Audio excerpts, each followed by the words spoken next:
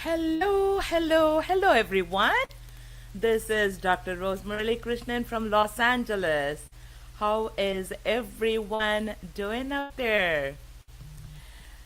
Do you know something that everything that's created in this world comes from silence? And today was such a silent day.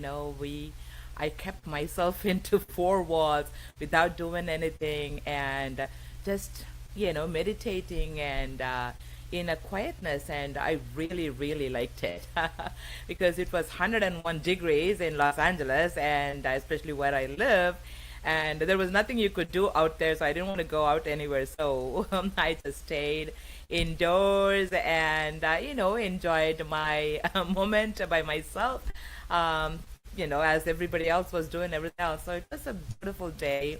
you know as I mentioned, everything that's created in this world comes from silence, because I was able to create something. I will bring it out later on, but not today.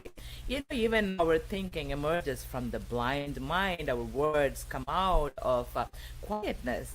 Our very own talent even emerges from emptiness. All creativity requires something stillness, and all stillness, I would say, requires some creativity, right?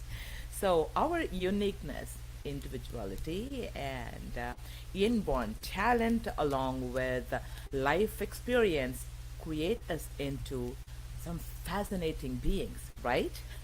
We must embrace those elements and discover the purpose of our life by finding the resources to cultivate ourselves into the best version of ourselves in an atmosphere where the discovery can be made into reality. So, why am I saying this?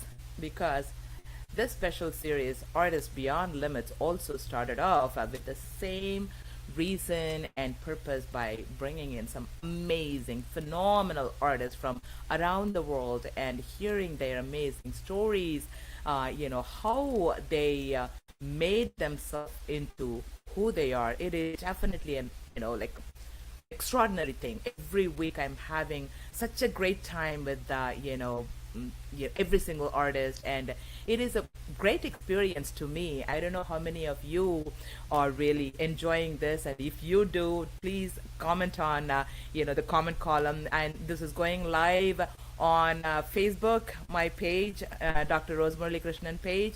It's also going live on Spring Nectar TV, and also on my page. I don't promote any of those, so I don't have much of a audience there. But whoever is watching and wherever, just write a comment if you are enjoying all this series. Today, I'm bringing some phenomenal singer, and I'm going to talk to her and ask her a lot of questions about how she became who she is. In today's in today.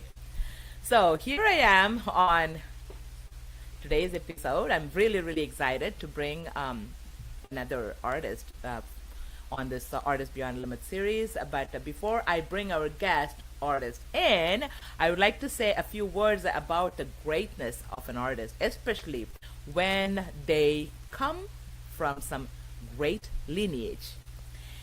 Today we are, you probably know, because I, mentioned it earlier, who we are going to be meeting, but you might not know what she is going to tell us about herself and how it is living with such a great group of musicians, as a sister, as a daughter, everything. It's an amazing experience, and I'm really, really excited to hear what she can tell us.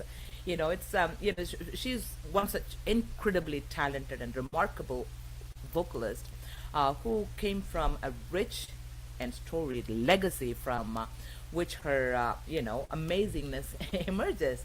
It is a privilege to bring in this artist, whose voice carries the echoes of not only her own generation, but also her yester and future generations. A vocalist hailing from a truly great lineage.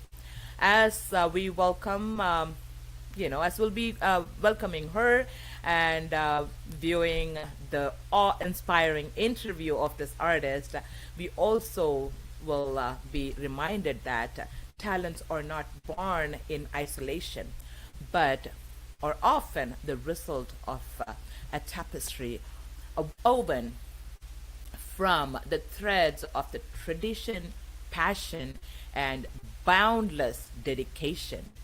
Our today's vocalist stands as a testament of the power of heritage, representing a remarkable lineage that has shaped the very essence of Carnatic music.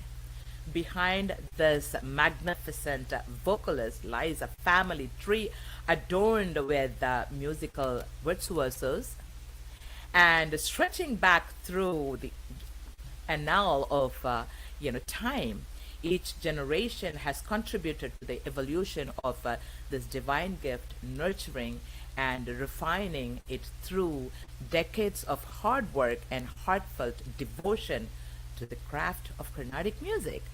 The echoes of their collective artistry resonate through the ages, leaving an indelible mark on the world of music, the world of Carnatic music. Of course, by now you know who I am talking about, right?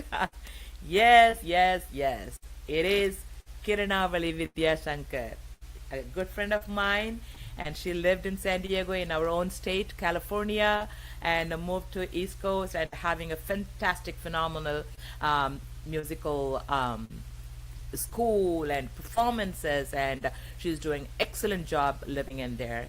And I just wanted to say a few words about her. And of course, she doesn't need any introduction.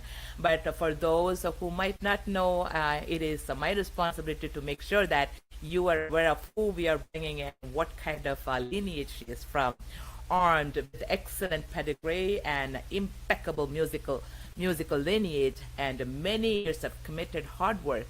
Kiranavali Vidyasankar has charted out a unique path for herself in Carnatic music as a performer, educator, and a writer. Kiranavali was introduced to the music world as a prodigy at the very, very, very young age of 2. Can you believe it? Who could identify over 200 ragas or melodies and 175 talas, rhythmic cycles.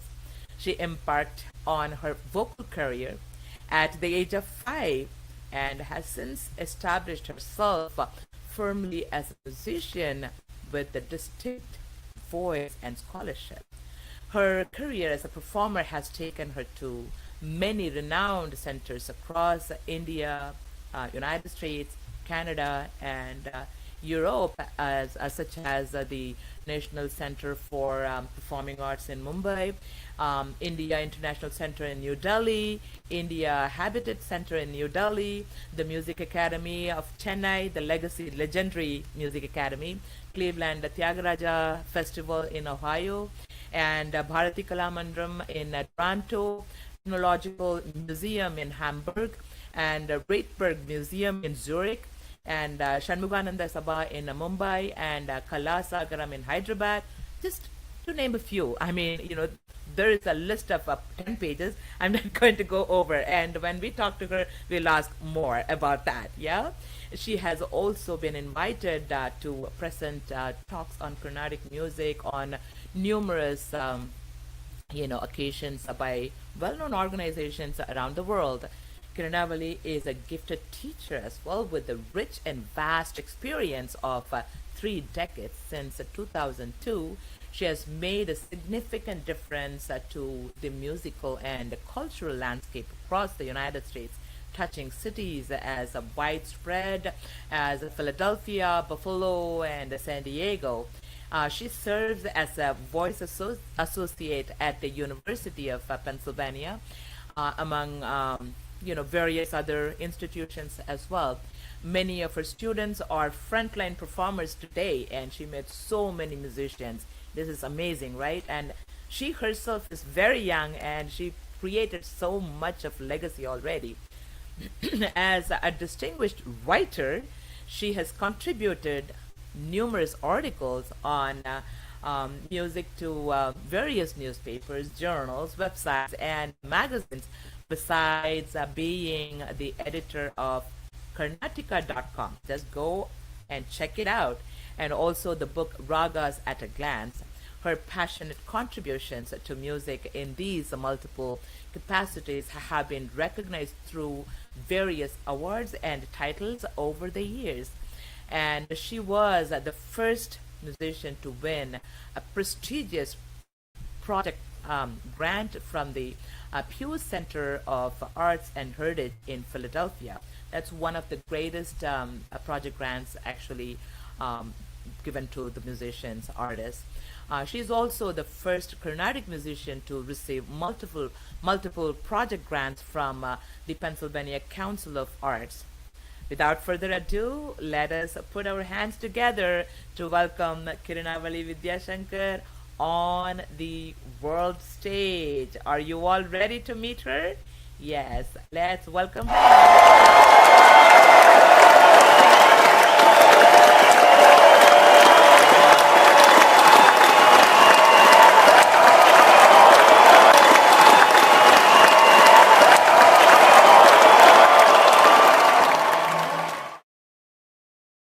How beautiful can that be? Namaskaram, Mama. Kiranavali ji, how are you? It was, yeah, great.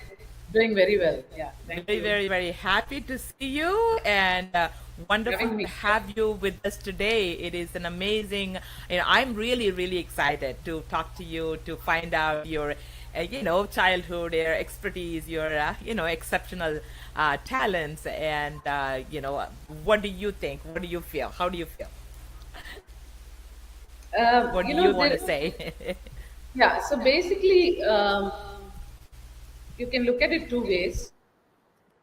One is most of us are definitely a product of our circumstances.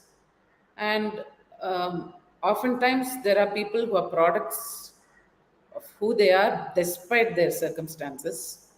And sometimes it's a combination of both. I often wonder what I would be if I weren't born in this family and nurtured the way my dad nurtured all of us. And there are, of course, characteristic traits that we embrace along as we go along life, saying that okay, I should get out of this and be something more or something better. So I would think that I'm probably a combination of both, and I'm very grateful for both, because you learn from you learn from the good and you learn to not be the bad. So both are essential. I'm very grateful for the family that I come from and the musical lineage that I come from. And other than my father, my brother Ravi Kiran has played a very big role in shaping me as an artist. And all of us also had the privilege of learning from Brinda, T. Brinda, a yesteryear musician, in the last decade of her life. So she was about 76 years old when we went to her. And as you know, she comes from a very, very long lineage of traditional artists who pursued music and dance in India. And she carried the weight of all the greatest composers and their creations very lightly on her shoulders, and she was very careful to pass it on as she had learnt it. So that authenticity of repertoire and presentation of ragas and everything, it's hard to find it. So we're very, very lucky to also learn from that lineage. So I always hope that I will be a good torchbearer of all these things that I value so much myself. And I feel that everybody, each of us, is also a link to the future generations. So if the link is lost even in one generation, uh, we lose so much data, so much material, so much authenticity. So somebody else will come and recreate the same things and we'll lose the original. So that responsibility is a big one, and I wish to take that properly with me and go on. You know. How beautifully said. How beautifully said. And I truly see, you being one and doing that already. And I really cannot wait to grow old together with similar contemporary.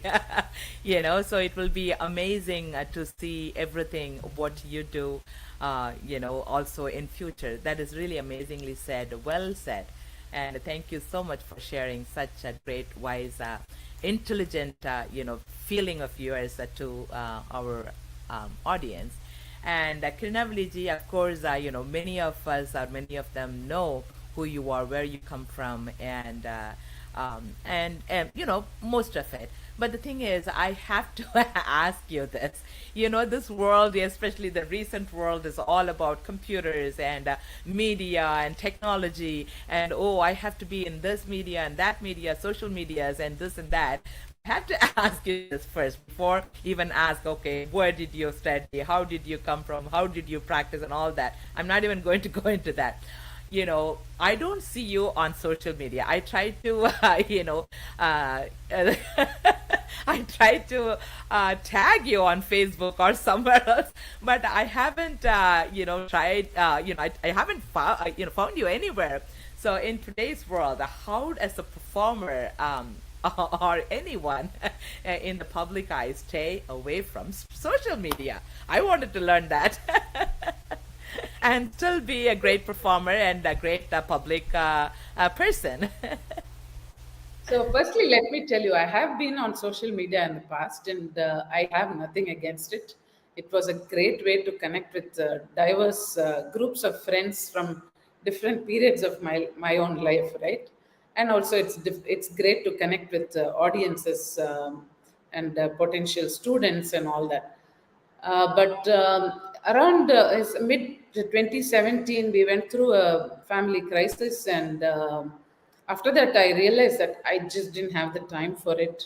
So I went through a good 16 months without going on it at all. I was so busy and consumed with whatever I had on my plate, and I realized that I didn't miss it at all, you know.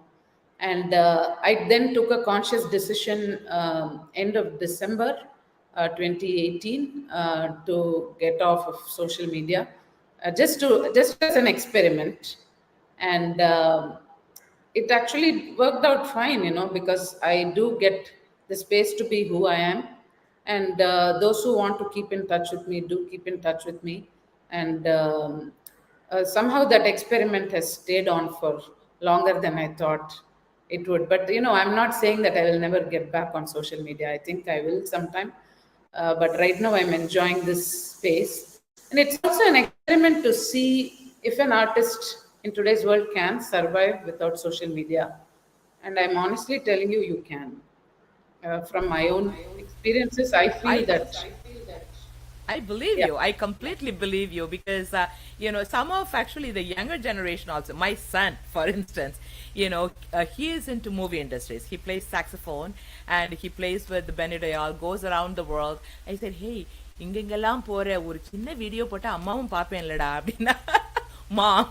And then he said, okay, I will put, just because you asked, I'll put something. Okay, and he has everything, but he will not put anything. He will not be active. He has 10 friends. And you know what he will do? He will stand in some big auditorium and he will take his just leg and then send it. You wanted a picture, I sent you. Say, "Yadu onnu anuponu ammakku." He does things like that. So I completely believe it is possible to live without social media.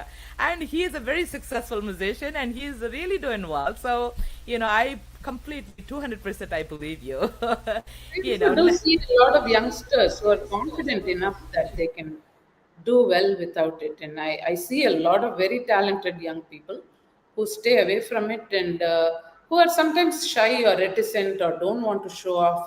And they have that maturity to try and make it on their own without this aid. And I'm not judging anybody for being part of social media at all because I know that it has helped me also in many ways. So there is a chance that I will get back on Facebook or whatever. I do have an Insta page and a Twitter page, which I have not posted anything on in the last 6 years. And one looking day, forward to say hello there soon. and if you let me know, when I feel inclined to do it, I will come back. There are things I Of do course. need to do, yeah, and I'll come back for that. Yeah. Of course, of course. I mean, it's just my thing. I mean, being a musician, still being successful, how is she managing? Just a curiosity. Out of curiosity, I just wanted to ask that question. Now we'll come to the regular question. Can you please tell us about your childhood learning? Especially we all know in what kind of family you're coming from. Being probably the last child of family, the youngest one, and being already like everyone out there probably looking at you when you are a little baby girl learning something. Probably you will have like four people saying, okay, in the phrase எப்படி பாடினா நல்லா இருக்கும் அந்த face அதெல்லாம் அந்த மாதிரி so many beautiful. Probably you knew the phrases before even the song was start. That is also a possibility. So what was your childhood learning experience and performing experience, and with this large group of musicians in four wall living with you? So I would say that in the overall picture, I have the greatest fun memories of my childhood, and I think a lot of the learning was done without realizing that we are learning all these great things. So before we knew it, my dad had actually fed music to us in very fun ways from early childhood. So we didn't even know what we were actually doing. We just ended up doing it. If somebody asked a musical question, my father had equipped us well enough for us to be able to answer it. And all our practice sessions, were with our siblings. Like each of us had the other, and so the practice, even though we spent many hours a day singing, it didn't feel burdensome, it didn't feel like a big deal, and it was just a fun way of living itself, I would say. And of course, my elder brother Ravi Kiran played also the role of a mentor to us, and he would teach us. And the sessions with him were very different from the sessions with our father, where all four of us would invariably be present. When I say four of us, I mean my two elder brothers and my paternal cousin Ganesh. So then practice sessions, a lot of my childhood was spent practicing singing with my second brother Shashikiran, because Ravi had moved to playing the instrument Chitravina. So my father, I don't know how he did it, but he would pace up and down the hallway, checking on Ravi, and we would be practicing in another room at the end of the hallway, and he would come and correct us, and then he would pace up again to Ravi Kiran's practice room. So he kept doing this all evening, and I don't know what level of patience and dedication my dad had. I'm with one kid, I'm struggling to keep up a proper routine with regard to practice and corrections. But he did this with the three of us, and then he also took on the burden of his own sister's son, who was prodigiously talented, and somehow groomed all of us to be independent thinkers, because he laid the foundations so that we won't be clones of each other. We wouldn't constantly have to draw or be like parasitic towards each other, but still be able to take ideas from each other. And now I see the fruits of that, because all four of us have our individual musical personalities, and we are able to share ideas, and we do take from each other. So I think it was the best childhood I could ever imagine, and because the learning was so easy. But later, I would say, as a performer, it was tougher, because we would be held to higher standards. And my brother Ravi Kiran was he's 6 years senior to me, and he was very very well established. So anything that the three of us did later was either not a big deal, not a big news, or if we didn't do very well, we would get more criticism, and if we did something really well, we would get a little less praise. But but I would definitely say that we are there for each other. We have no resentment against each other. We never had an unhealthy competition or attitude towards each other. We are like each other witnesses for our own hard work, and we stand up for each other under all circumstances. So I think that bonding that we share has not changed over time, and that is something I think I value and cherish so much. If we had not been bonded through music, I wonder how our individual relationships would be too. But we have so much to discuss and so much in common today that it makes for very fun conversations whenever we get to meet.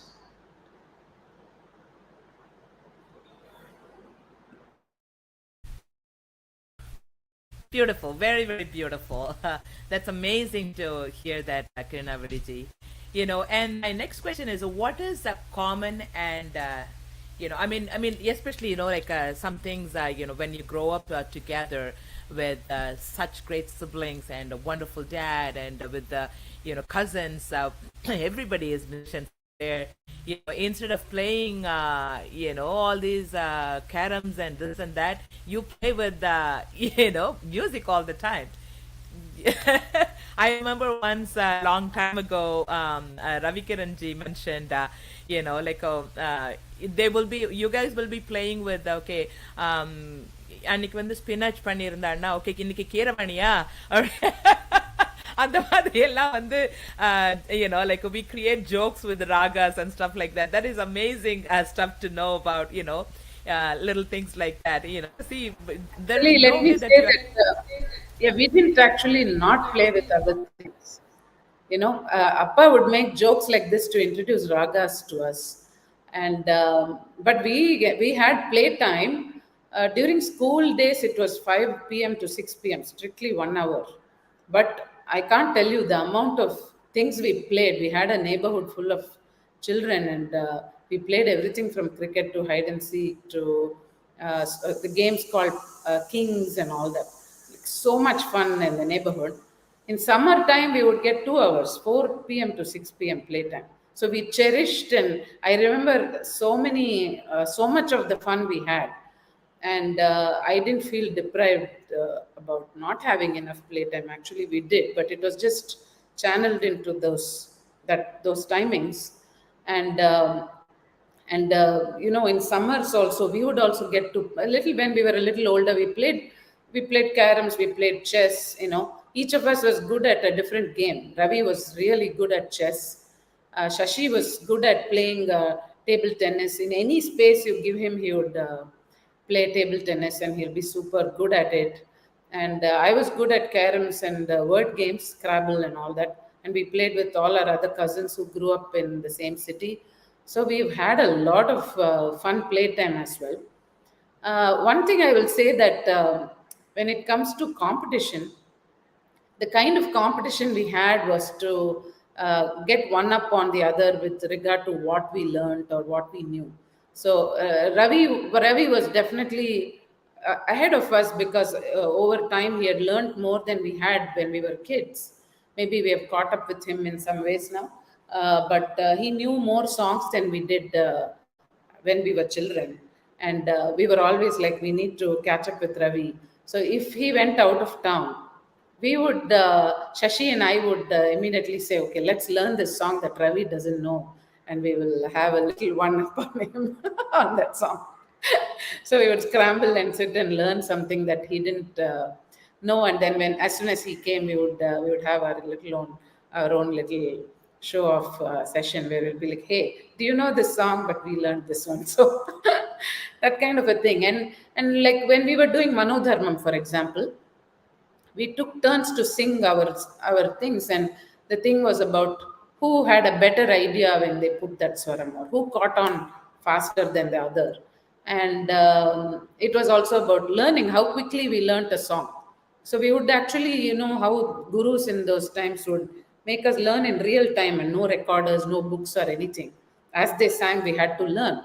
So how quickly we learned, how accurately we learned. These are all ways in which we competed with each other, but in a very friendly affectionate way. Of And course, affectionate, friendly way, and in this kind of a healthy and a wonderful competition can only happen in this kind of situation. Otherwise, what is the use of just like having a single child? Okay, so I learned what was taught to me, and there is. I mean, this is beautiful to hear. It's such a wonderful way to learn much more than what you were just taught only. That's amazing. That's really, really amazing.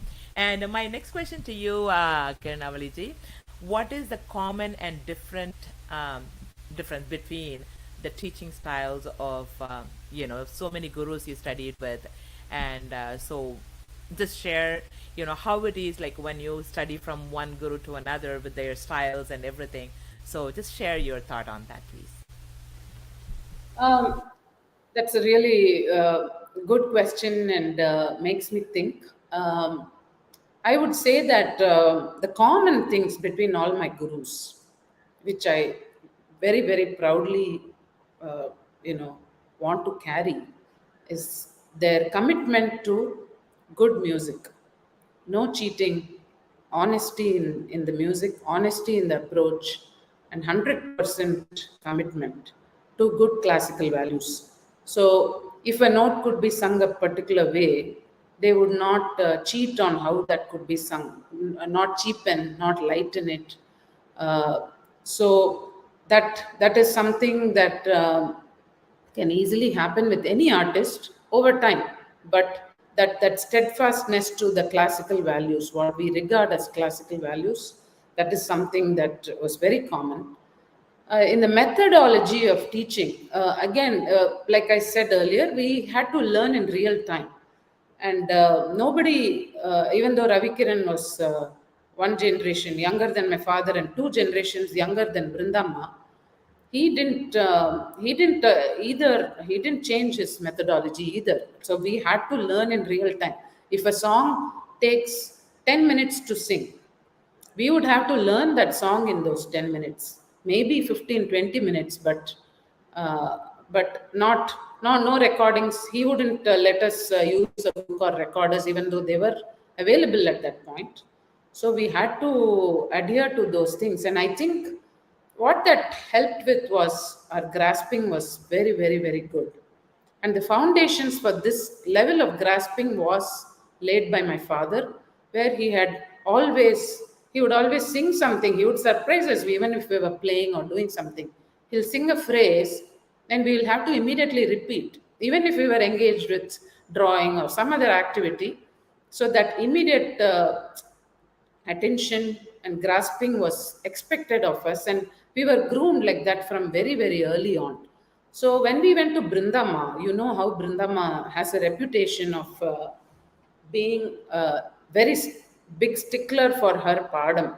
The way she learned the song, she would not want to change even one bit in that, except the way you render it artistically. But the versions would be like paka, no changes. And that is because she regarded her own legacy so much that she said that we have no business tampering. And the composers actually used to visit her house and compose those. Many of the compositions were composed in her grandmother's time in their house. So she was like, this was done by the composer, and we have no right to tamper. And they are all great thinkers.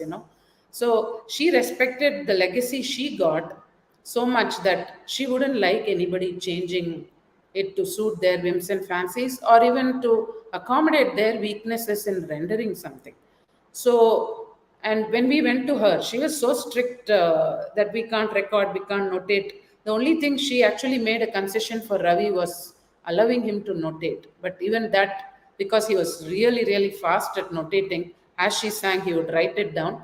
That was just for a record. But immediate learning had to happen, and he would have to play the songs for her right then and there. So this allowed us to go to somebody like her, because we were trained to learn those songs. And her songs would have, if an average song had, let's say, 5 nuances in the phrase, hers would have 10.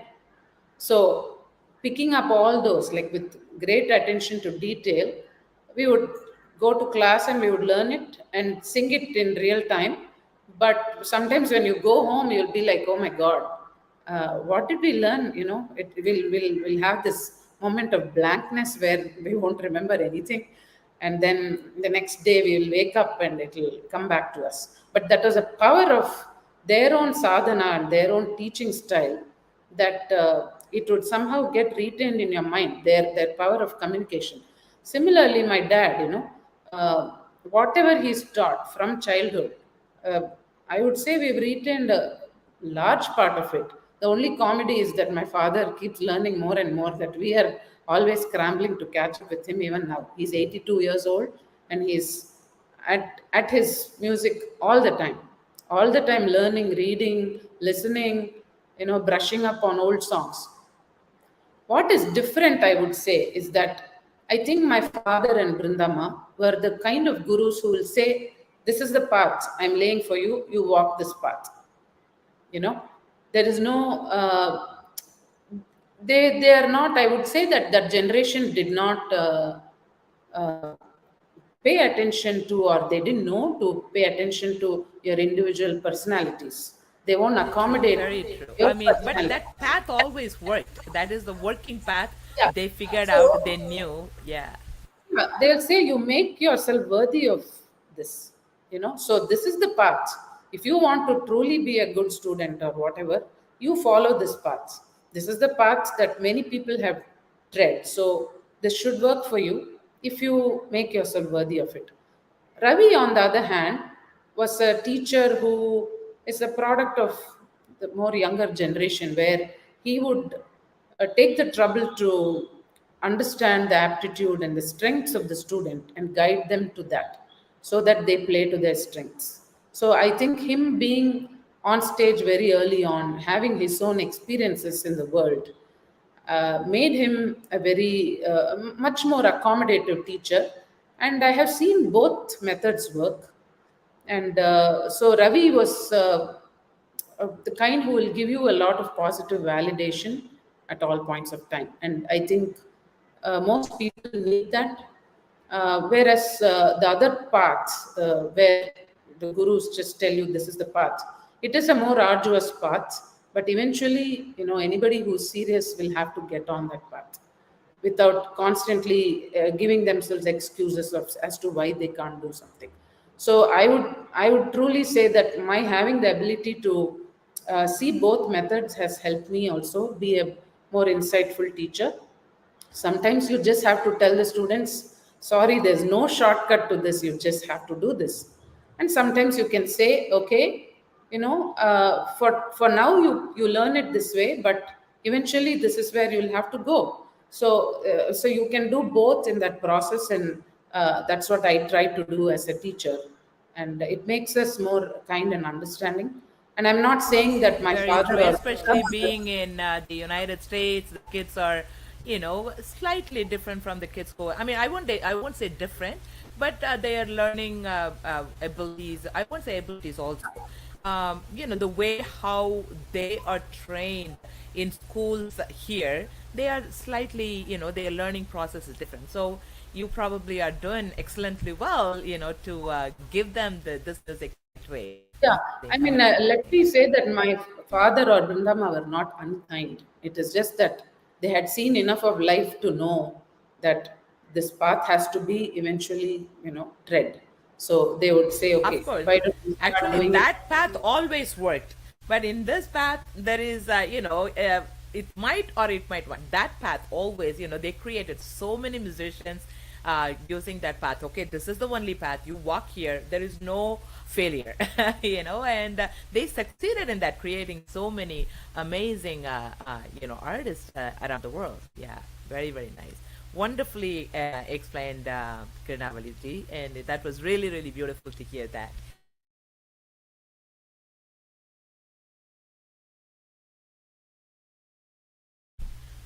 Sometimes, people, audience will be raising some questions also. Let's go and look into the comment section and what anybody is asking anything. So you can also answer them. I mean, I don't want to be the only person asking questions. So let's go and check on what we have right here. So let me just go through this. Sridhar is saying good evening, and Subramaniam is saying good morning. Venkatar, good morning. Good morning. And let's see, I mean, if there are any questions. And Kiran, Chandrasekhar, Subramaniam, wow, nice to see you live. Awesome. So this is all for you, Kiranavali ji.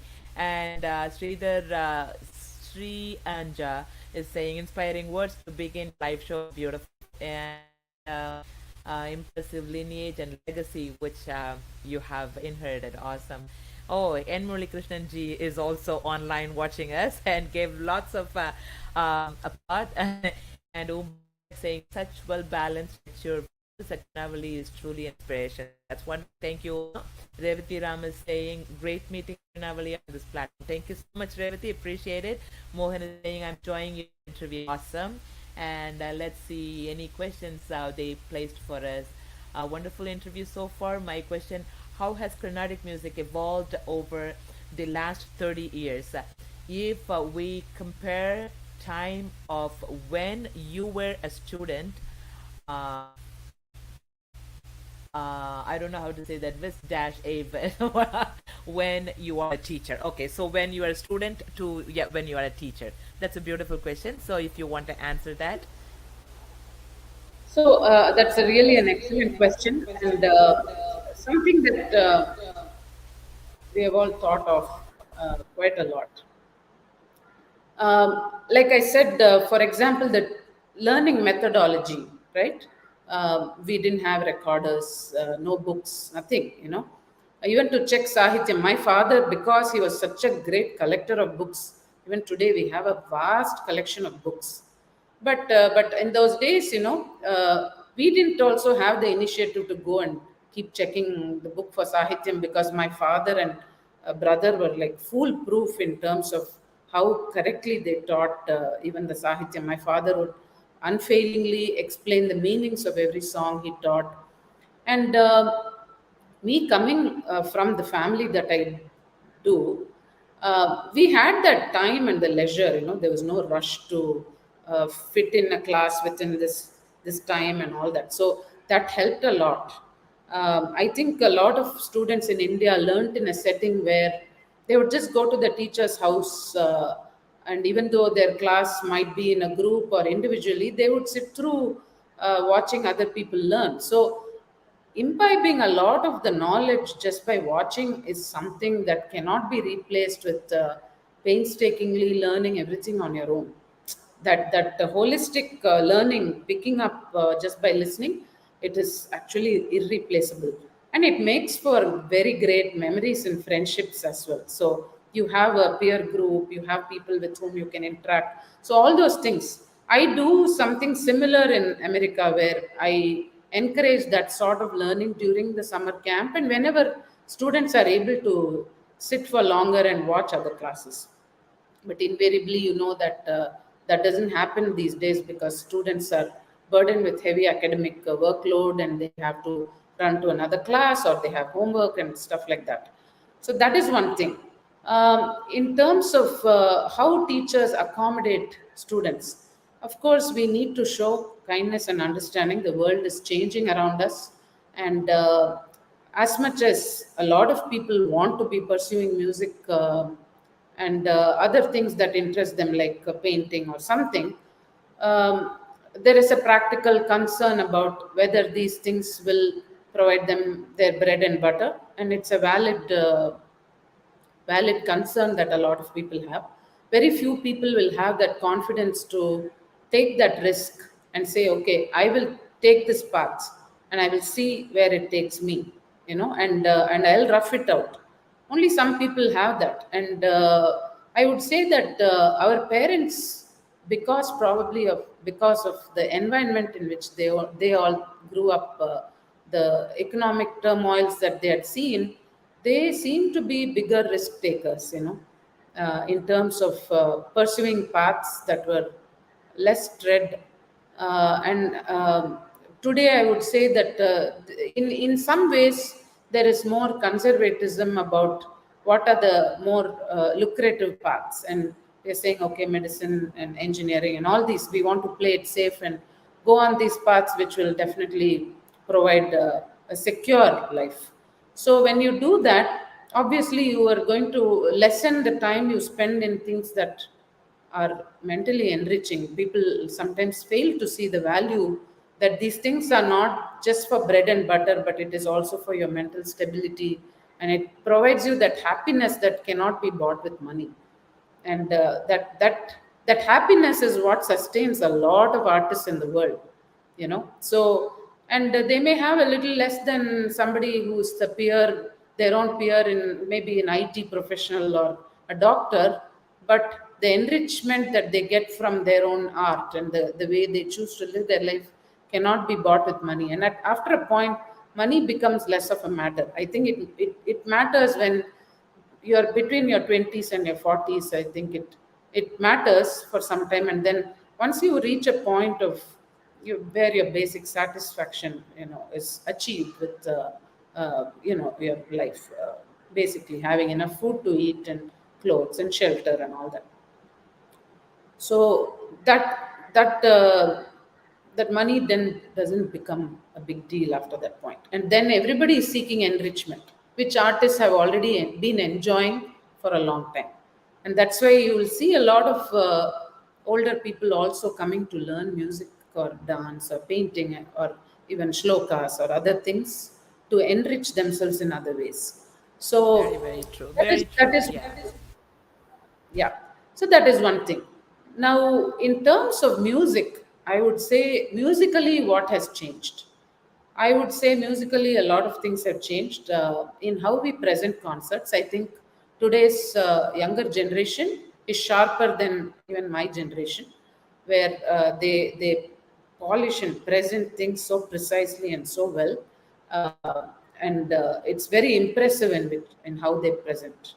Uh, and my generation, I think we were out to make sure we were holding on to classical values and all those things that were taught to us by our gurus as being very important to the musical idiom. And I would say ragas have evolved in how they are presented, and how the concert is the proportion between experimentation and sticking to a discipline that has changed. I would say that the artists two generations before me, they created their own styles, which even today we regard, like Shamagudi Mama style or GN Balasubramaniam style or Alatur style or MLV style or MS Sublakshmi, Brinda Mukta style. So they were able to create that kind of impact where other people wanted to emulate their styles of singing. I would think that after them, there have only been a less number of people who have been able to create that impact where there is a style that you want to follow. I would say some of those impactful musicians would have been T. N. Sheshagopalan. A lot of people want to embrace that style, and U. Srinivas, Ravi Kiran. Like there are a few people, but not like the generation before. So I'm constantly wondering what it is that has lessened the amount of people who are able to create their own style and their own impact on succeeding generations. Even today, when I teach, for example, Kalpana Swarams, I'll be like, oh, this is Lagudi's approach to Kalpana Swarams, or this is Madurai Maniyar's approach to Kalpana Swarams. We are still invoking the names of that generation, and much less the next generation.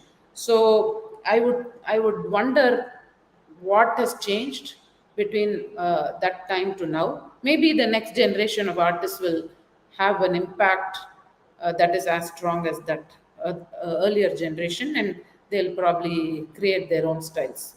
But these are some of the things that I have noticed, how ragas have evolved, how the discipline. So when we learnt in one style, we were sticking to that style of presenting even the songs, right? If you were an adherent of MLV style, you would sing the songs the way she sang. And if you're a Brindama student, you would sing it in that style. Today, I think because we all have access to recordings from all those artists, we learn one song from Brindama style, one song from MLB style, one song from Shamaguri style. So sometimes what happens, even my guru Brindama has observed this, where she says there is no unity in the presentation. It's patchy. Something is very classical, something is less so, something is a little filmy, So these are some of the things. And one other thing that I personally notice is, for example, I would say that when film music branched out, it branched out from Carnatic, and it's now becoming its own genre of music. So it has a very strong roots in classical music, and now it has drawn upon from Western and other genres, and you see it in the arrangements, in the way it's presented. But I think sometimes because of its popular appeal, I don't know if Carnatic musicians are now trying to draw from that and make some of those elements present in their own presentations, like little videos or whatever, where there are chord arrangements and things like that. I'm not saying any of this is wrong. It will evolve the way it has to. There's nothing you and I can do to stop it.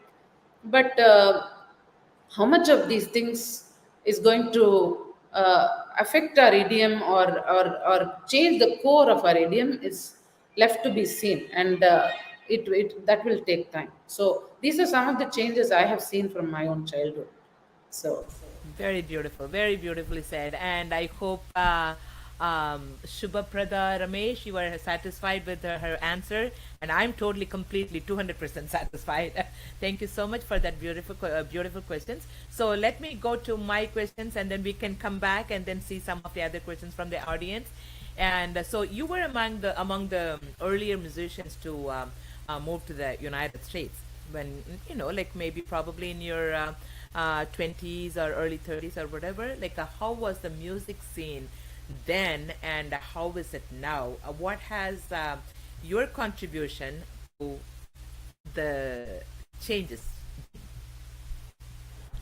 okay, thank you for that question. And I would say that when I first moved to the United States, I was already performing here, teaching a lot of students in India, and I had taught at many different levels, so to advanced students, When I first moved to San Diego, and this is not to blame any community or anything, but I felt a little underemployed. I would say that I was wishing for students who would meet my standards, but it was like I met a lot of interested people, very intelligent people who knew enough music as well. But as a teacher, I had to start from the grassroots. And initially, it used to frustrate me because I had already been teaching at much higher levels, and I was like, why should I be doing this? But you know what? Then one day I had to tell myself, it's not for them to make the class interesting, but it's for me to make the class interesting for them and myself, and that takes time. So once you cultivate that, you just change your mindset. It's basically a shift, of paradigm, and you have to see how it is from their perspective.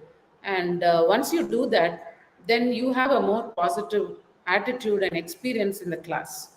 And it was just, I would say, an epiphany one day where I said, if I have to make this class happier for myself, let me train the students in a way that they will sing in a way that will make me happy.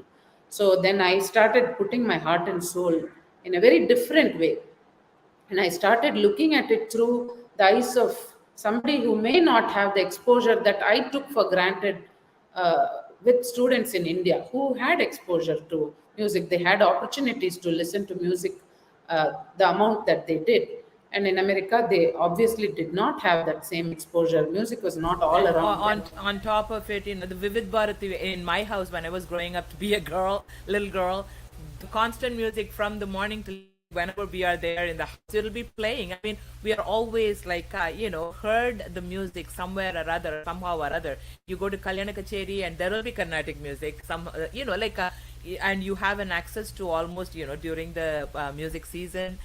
for most of the concerts. And of course, the kids here, they probably don't have, I very well, understand where you are coming from. Yeah, that's one thing. That's very true.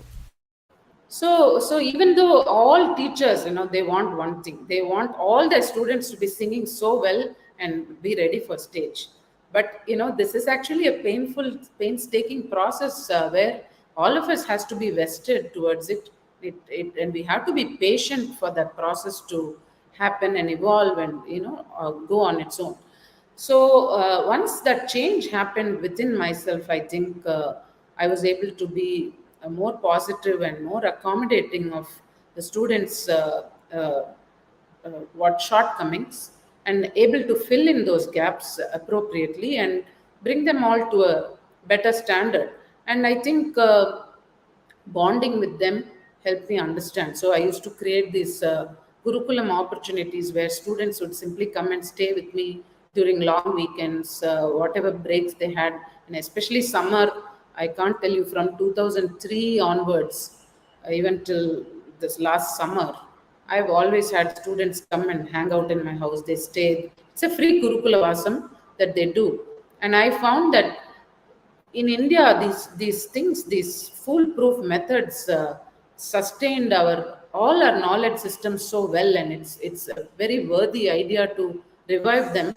Now in Western world, they've embraced some of these things as residential programs, right? That's exactly what Gurukula Vasam is, and it gives them that holistic approach to learning and listening, interacting with the peer group, watching the guru, watching a guru's lifestyle, how a mindset should be developed. So many things can be imbibed without having to be taught bit by bit. So from then to now, I would say in general, a lot of teachers in America, including yourself, I think we have all put in so much effort into grooming listeners, into grooming good rasikas and a lot of good performers, that you can now see that a lot of youngsters in America are now already full-time professionals, and there's another huge layer of very, very good performers who may be actually trying to become professionals in another field, but also sticking to music. There's so much enthusiasm among the youngsters, and I think it's been a huge wave, and I'm very happy to be part of that wave of change. And these youngsters are collaborating with kids from India, or professionals from India, and they're bringing out so much freshness and everything to the music field, and that intelligence and a constant innovation, while sticking to the core of the idiom. And these kids also want to pursue classical values. I myself have students who will ask me to teach Yadukula Kambodhi or Bhairavi or something instead of something lighter, which would obviously be easier to sing.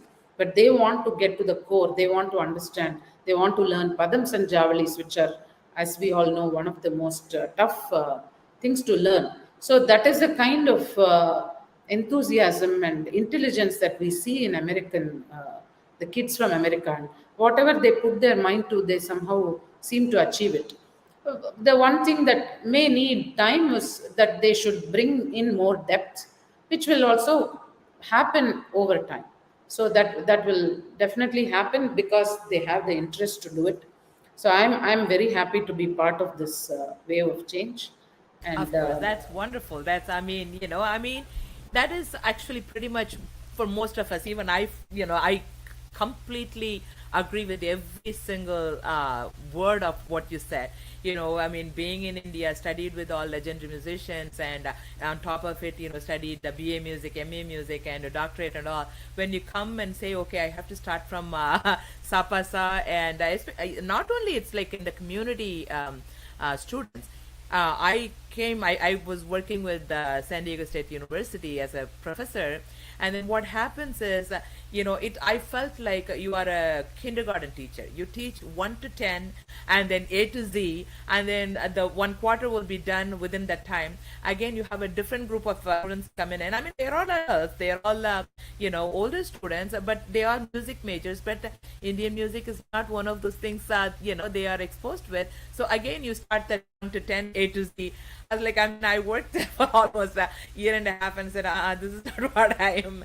Like it happened to most of us and most of the musicians, when we come from India to live here in the United States. But, like as you said, Yeah, I definitely think you had made a beautiful impact. Okay, create musicians instead of expecting them to be the musicians. That's awesome way to pursue this dream of creating musicians.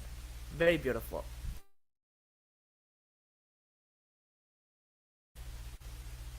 Kiranavali ji, are you able to hear me?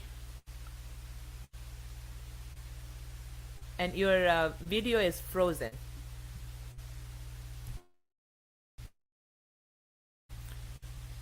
Are you able to hear me?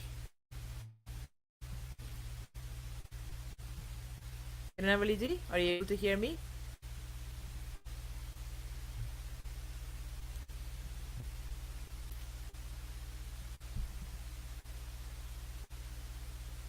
Hello?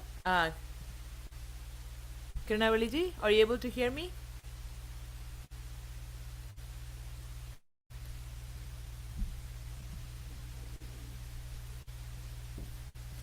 Okay, I think she has some internet issues, and I think she's going to be joining us soon. I have some beautiful questions coming up soon. Just let's give a minute or so. I'm Awesome. So there you are. lost I think connection. the internet is like a little bit slower. Yeah, that is really amazing to hear from you, Kiranavali ji. That's really, really beautiful. The next question I have for you is from the views of a musician who has extensively seen and lived in India and the United States. How do you, see the trajectory of Carnatic music in both countries? What are the areas that probably needs improvement? On both sides, not only here or there. So, what is your feeling about it? I mean, you pretty much covered most of it in the previous answer, but it's pretty Yeah. much the same thing. Yeah. Yeah, the one area, since I covered other things in the previous question, what I would say the one area where we can do a lot better is in terms of how much more rewarding we are going to make it for aspiring youngsters. So now our generation, because of that faith that our gurus instilled in us, that if you invest in it, it will take you somewhere. We grew up with that faith and we roughed it out even during very, very tough times. But the music has never let us down because uh, that's how enriching music itself is. It has so much to give you, and that faith is something that has held us all. But this is not constantly the message we can give everybody. Today's youngsters have access to, if we all do, I mean, not just the youngsters, we all have access to information that we probably didn't in the past. We would only see, okay, somebody has a better lifestyle than I do, and I am not as well off. Today, the comparisons are across the globe. So, musicians themselves, aspiring musicians, would not just compare their lifestyles with people in their local communities or their countries with regard to other professions, but they will also compare their lifestyles with musicians from other genres across the globe. Okay, so Carnatic musicians, we have to slave it out for many years. We have to put our mind, and your mind has to, both your right and left brain have to work. You have to learn the discipline, you have to pursue things with sadhana, you have to stick to the grammar of the music technique, everything, and get to a point where you can use all this and be creative about it. So just getting to these many stages and steps takes so much time and it takes so much courage and everything. And when you deliver everything in real time in a concert. There's no room for a lot of mistakes. You can make tiny ones here and there. And if you can pull it off and make up in other ways, yes, well and good. So it's not the same as being in a recording studio where you can do 20 retakes or 100 retakes of something and then turn out a 5-minute recording that's like perfect in every respect. There are people who sing at that level of perfection in real time, or there are people who play instruments. So this is the kind of solid training it takes for a Carnatic musician or even a Hindustani musician, many classical genres across the world require that level of dedication and discipline. I see that even in Western classical, where it takes so many years of very, very, very deep thinking, very fine listening and thinking and delivery to get there. And when you look in terms of how rewarding it is in the material world, for 20 years of such effort, if you're going to live the life of less than a middle class or middle class, who is going to be happy investing that time? So I feel it is really a very, very crucial time for all the people who have stake in this. Right now, Carnatic music, I would say, is running on the passion of some very, very great Carnatic music lovers. And it is their passion and their interest that is helping organizations run. But that cannot be the only way in which we think, right? We can't put that burden on a very few people in the entire community of Carnatic music, right? We have to share that Exactly. burden That's across very more true. people. Yeah, across more people, and all the people who have stakes in this must come and have open discussions as to how to bring in more audiences. Who will pay? This other notion in India is that India is still actually trying to grow out of this notion that everything should be available for free, because it was available for free in temples, but they failed to note that those temples were heavily funded by tax money and by kings who got those tax money. The kings were paying for everything that happened in the temples using tax money. We don't have a commensurate system that has replaced that. If that were the case, where our tax money was being used to pay for the artists and the venues, then people can get it for free because in some way they've paid the tax.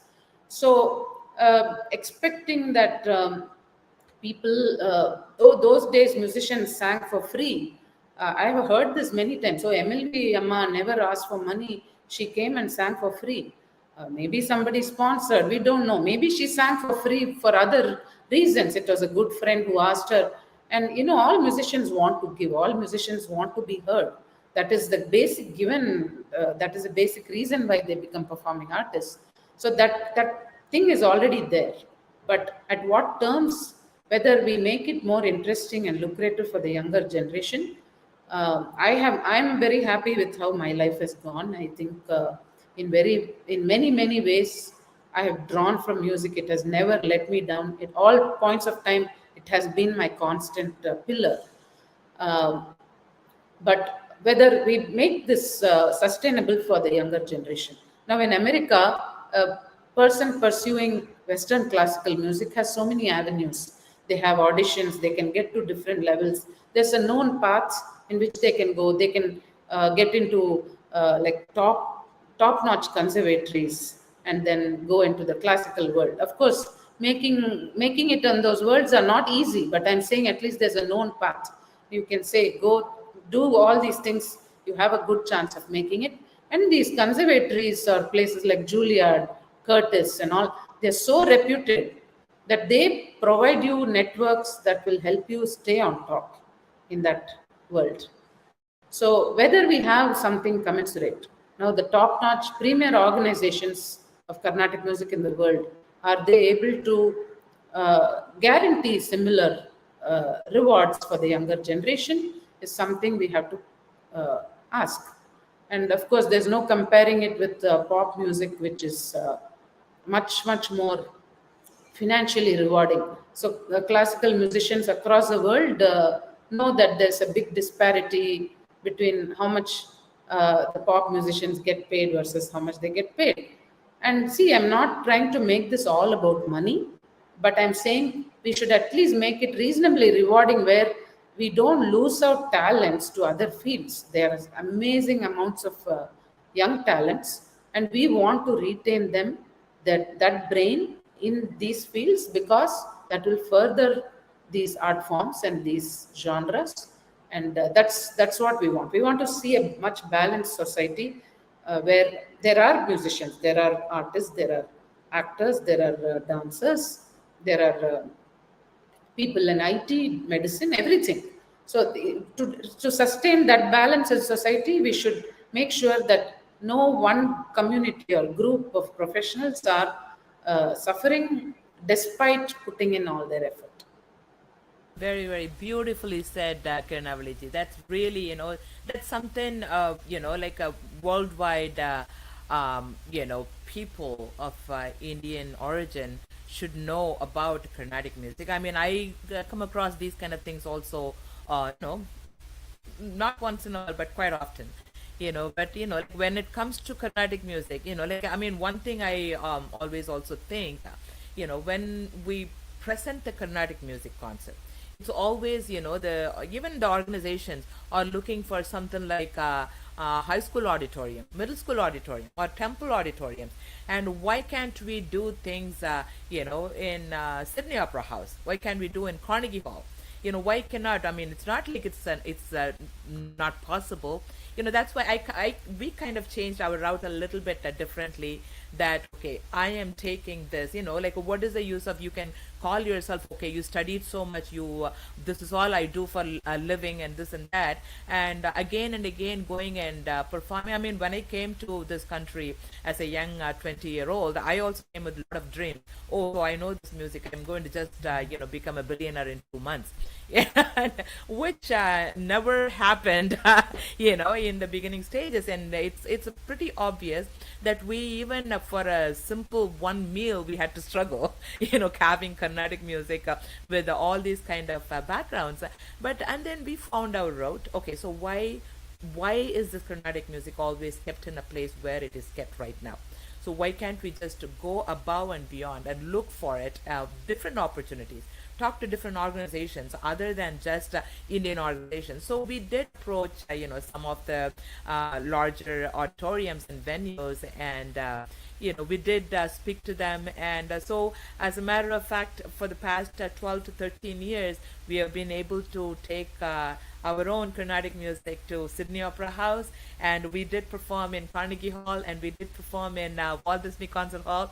It was a lot of work and a lot of task, and it was pain. We have to, a lot of doors have been, like, of course, definitely shut on, and sometimes we have to go and beg them, listen to us at least. For them, always had seen like a 70 people, 80 people in an orchestra, and all of a sudden they say, hey, we are only 4 people and we still want to perform. And you imagine that Sydney Opera House with in the middle like 4 people, they only imagine things like that. They don't give value to the music itself. So, and then we have to prove ourselves, hey, you want 50 people, I will bring 50 people. And I have to, as mentioned, I do the auditions and interviews and this and that. I picked some good music students, invited them all, and then put them on stage, and as a sample concert we created it. And from that time onwards, that was the first break for us, and we were able to still go through and do all this stuff. And as you mentioned, this has to be done in every music school in the United States, and I would love to see the world change like that. I think the next generation is poised to achieve all this. Exactly. Yeah, Happy, they but are doing it. Yeah. I feel like we can all work together to make it happen in a very, very cohesive and consistent way. Should That's not be what I mean. limited. I'm also seeing in the past 5 years, before and all musicians, okay, the Chonna Madri, this is my Barney, and I wanted to stick to my Barney. I don't want to change myself. Those are all, always it was there in Carnatic music. Like I would say, like a 5 to even 10 years ago. But now, a lot of musicians are working together and performing together. I see, especially like recent years, I would say like less than 5 years, I would say like many of the great musicians are bringing their ideas together and putting things together. So that will be an amazing thing, so that the Carnatic music, we have to see it in a broader way than again and again to see the music in a smaller way. That's amazingly said also by you. So I just wanted to say my thoughts to you. It's your show, I don't want to say about this, but things are changing, things are happening, and it is beautiful to say, as you mentioned, we all have to hold hands together. I mean, that I remember you did that before, from I would say like I remember that you received the most prestigious Pew Grant project, one of the great grant programs in the United States. My husband, Murali Krishnan, was also invited to that project and worked with you. And how do you feel this impacted you, like musically, personally, and professionally? That was one of the great projects. He thoroughly enjoyed every bit of, he said all about it, and I was very happy that, okay, it's, people are seeing the Carnatic music in different places. Grants like this, of course, will allow us to do better things. And so, what is your thought on that? So this whole Pew thing actually it happened very suddenly, where I said, okay, let me see what it takes to write a grant. I was seeing my local organization applying for grants and using that to sponsor concerts in our area, and I thought, okay, let me also see if I can, what it takes, what is the process to even apply and get a grant. And just as a fun thing, I used again my passionate causes, which are firstly tradition and the evolution of music, which we all notice. We also had an earlier question about this. So how is tradition evolving over time in our own lifetimes, and how, as an artist who came from a traditional family, I was replanted in the United States, and what are the changes that I've had to make? What has happened to me as an artist? How have I evolved as an artist? And then, what are the instruments that have come from traditional roots? What are the changes they're making to survive in today's world? Or what are the new instruments that have been incorporated into Carnatic musician in Carnatic music from the West, which we are adapting to play a very different genre of music, which requires a very different style or way of even playing notes. So these are some of the things that have always intrigued me. And one other thing that I noticed in my many years of living in America was that even though all that had changed was my address, okay, but how you're perceived as a musician. So I come from this family, I come from a known lineage, and my value systems have not changed, my music has not changed largely, but why does the change of address diminish you as an artist in the eyes of some people? Okay, so that was something, you would be considered a local artist. So if you live in India and you visit, even though the costs are higher, you're valued more. And I am also an artist who came from India, but I just chose to stay there for longer, that's all. So why does that diminish you in the eye I of? have to say this one. We will be considered local artists. We will not be eligible for any big titles and awards. Unfortunately, Kind of. that's the case. Yeah, I mean, but That's what this is a the very tag, beautiful question to ask the community here. yeah, Yes. the tag that gets attached to you was kind of a little irksome, and I constantly fought that in my own way, not actual fighting with people, but standing up for my what I thought would have to be the right place for me. And in many ways, so that also meant saying no to certain opportunities, which would actually only establish you as that brand local artist tag. So there are many situations where I resisted that, and I missed some opportunities because I wanted to establish myself in a different way. So, but I have seen that happen to many other artists who are amazing, who are very good professionals, very well trained, and all that happened to them was their address changed. Would that happen if I still continued to be in India and my address changed? Let's say I even moved from Chennai, within Chennai, or Chennai to Bangalore, or whatever.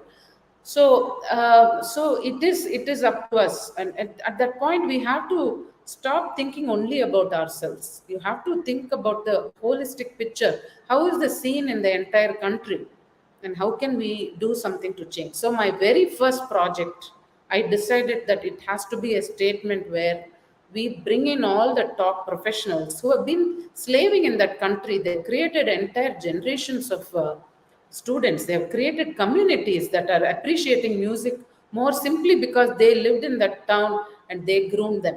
This has happened in every village in India also in the past. But what changed?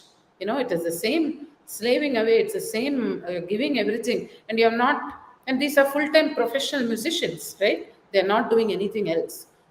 So I said, my first project will not be about myself. It will be about making a statement where we pull out all the artists who are full time professionals and we create a platform and we do something together. So that is why my first grant was all about that.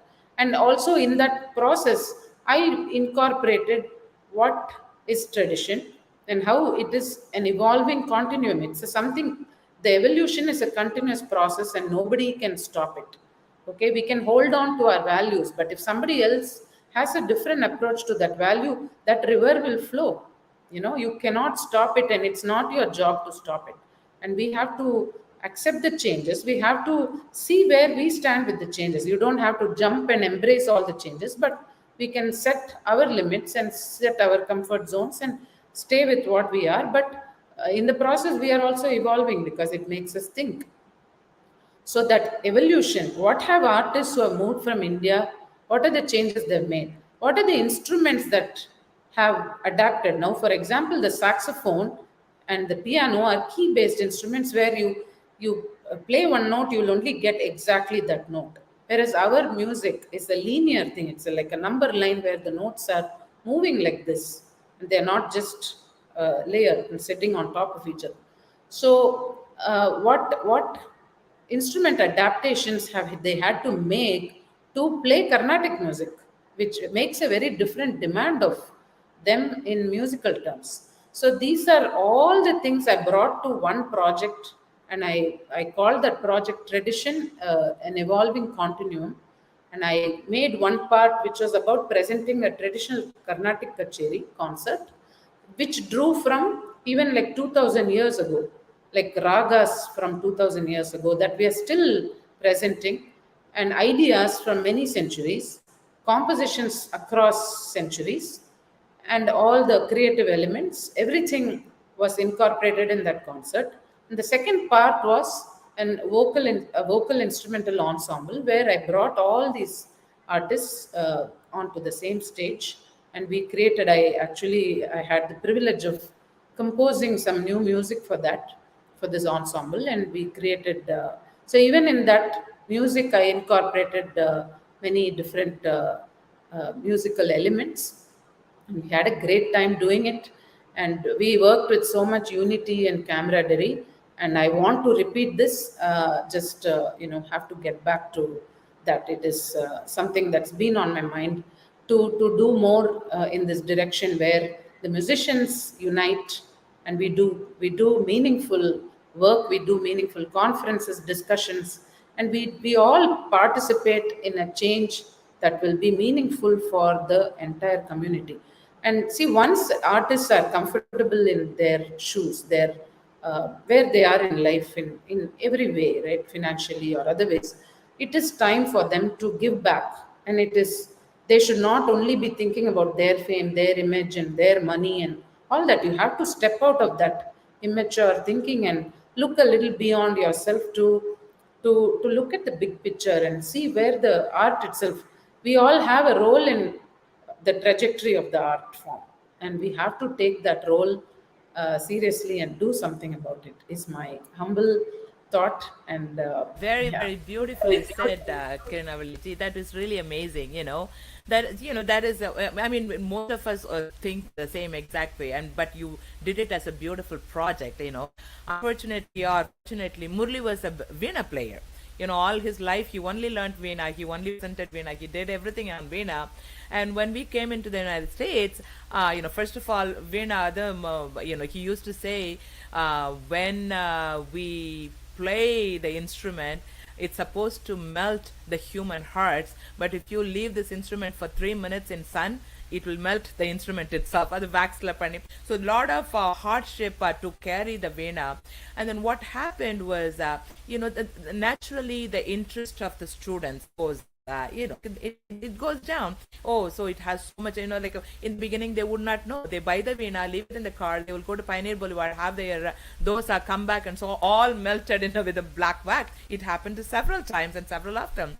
And then naturally, and also when you go to school, the little young children, when they speak about their music, hey, I'm learning saxophone, as you mentioned. I'm learning, Western violin, viola, and cello. And then what do you learn? Indian kids like blank out, and because not everybody can first of all afford to bring a veena from India to here and this and that. So he said he actually was a piano player. He also studied piano in Trinity College of London. He said, you know what, I am going to be changing a little bit. He went through a lot of hard time to changing that mentally, to go away. No, he did not go away from it, but to bring a new instrument. And then I will start teaching Carnatic music on the keyboard, so that when the kids go to school, when they have the conversation, they can always say, hey, you play the piano? Yeah, I do similar instrument, which is called the keyboard, and then later on, he kind of worked very extensively to create how to create the gamakams on the keyboard. Now it became part of the keyboard, and every single keyboard from any culture, the keyboards have that, you can create the gamakams and things like that. Pender, right? Yes, exactly. Yeah, yeah. So, those kind of things, we evolve as musicians, when we come up with the unknown thing in our hand, okay, to make it to known to the people who are there. So we kind of come up with the ideas to present it differently. But he enjoyed it. I mean, he came to your project why I'm saying this, he came to your project as a keyboardist instead of veena player, and he enjoyed every bit of it.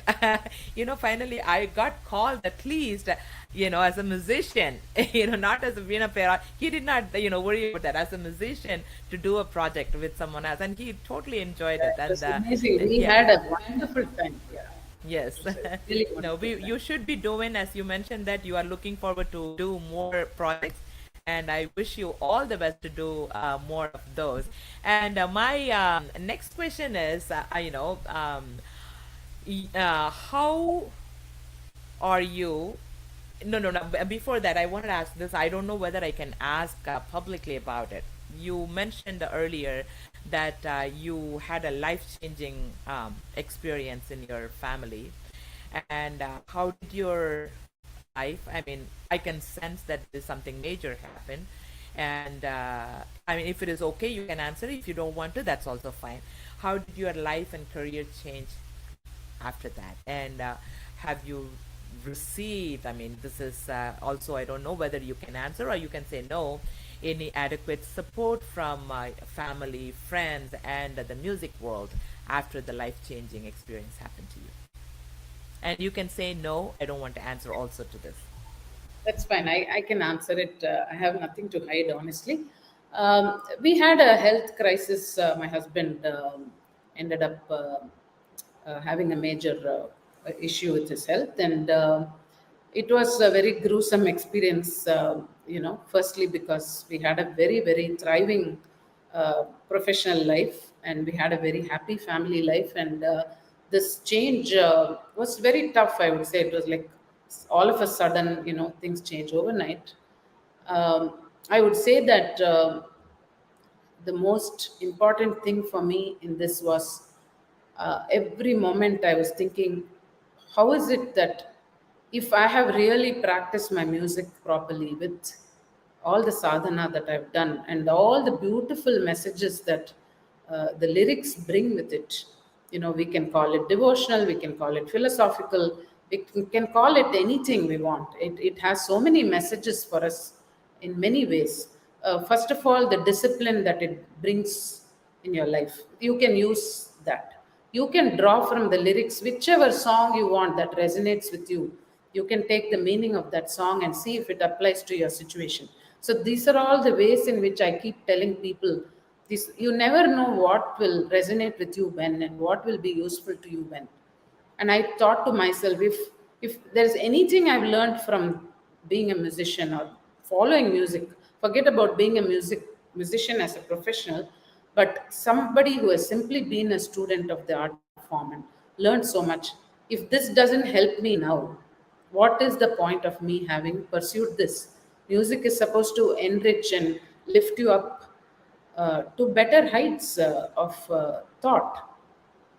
So that somehow gave me so much strength to bear everything calmly and go about the. I can't even begin to tell you the extreme amounts of workload I had.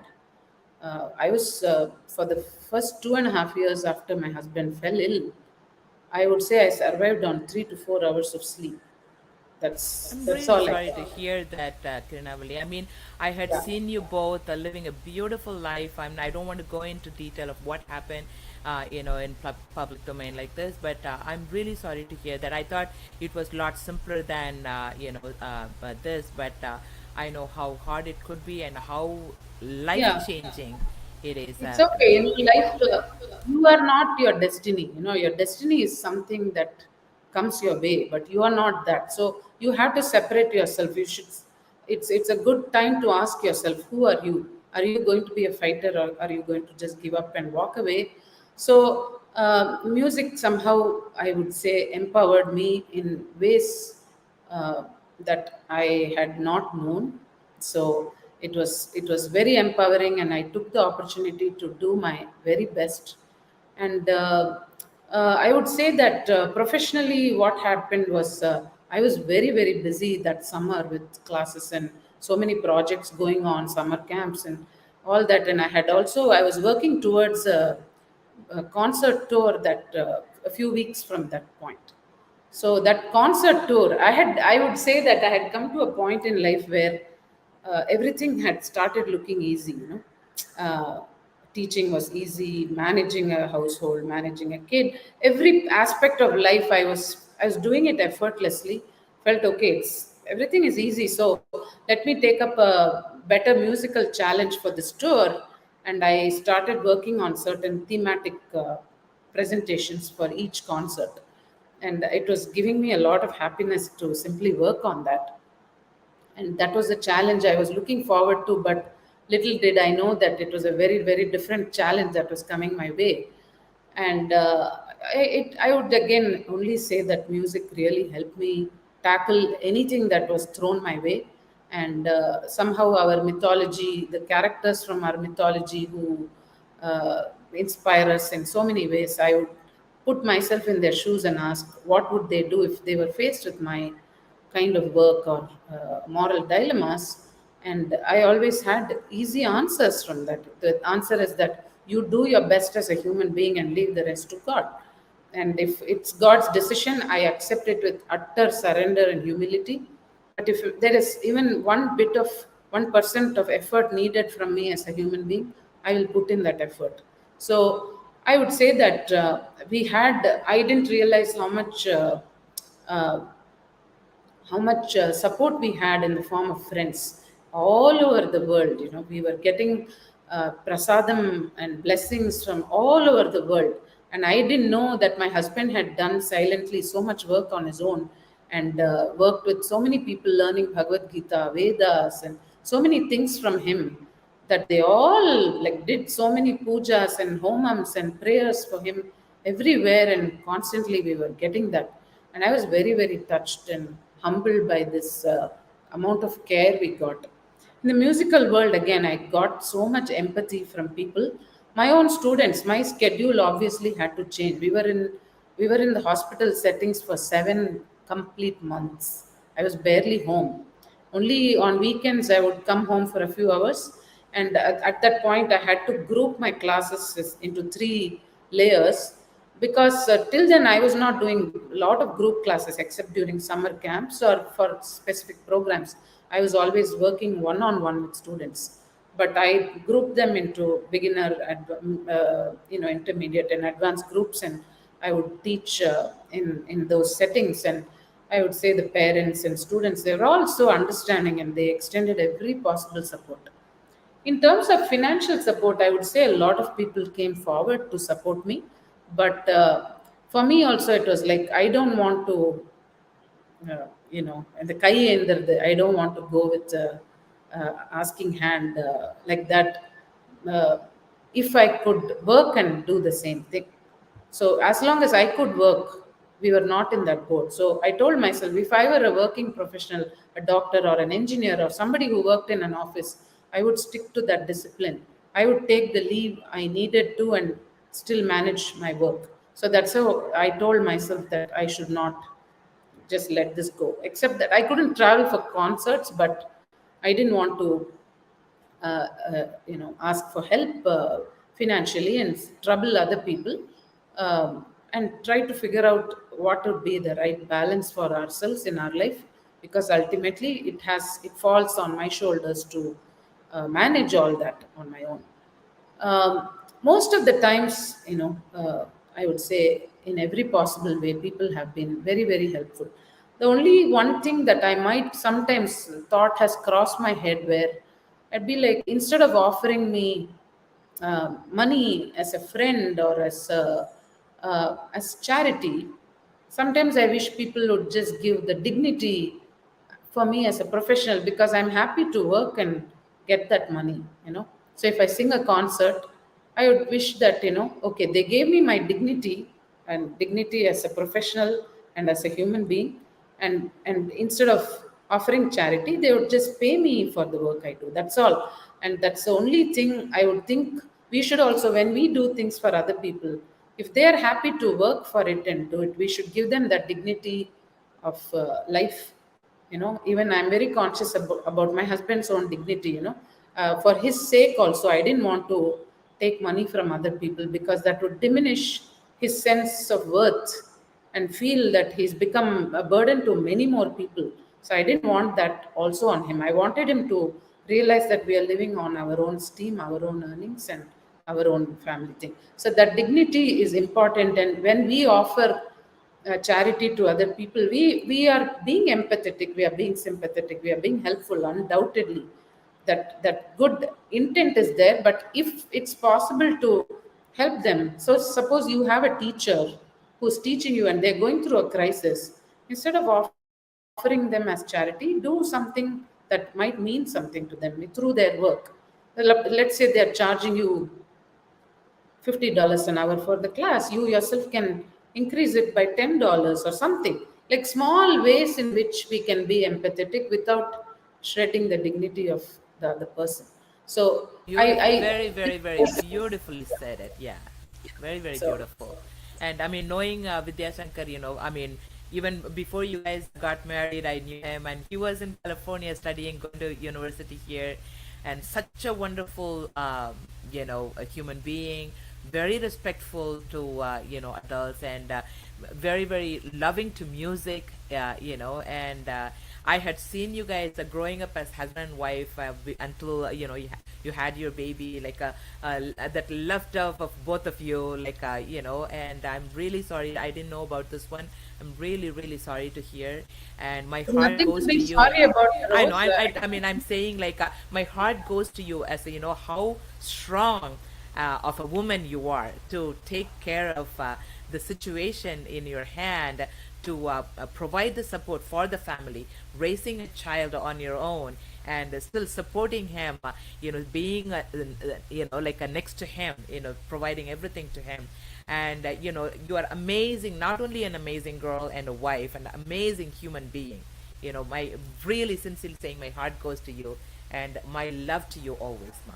Yeah, Thank you, and thank you so give much. our support also to Vidya if he is Yeah, there, and say we we'll always definitely. love him, and and at least for this sake, I wanted to arrange a concert for you.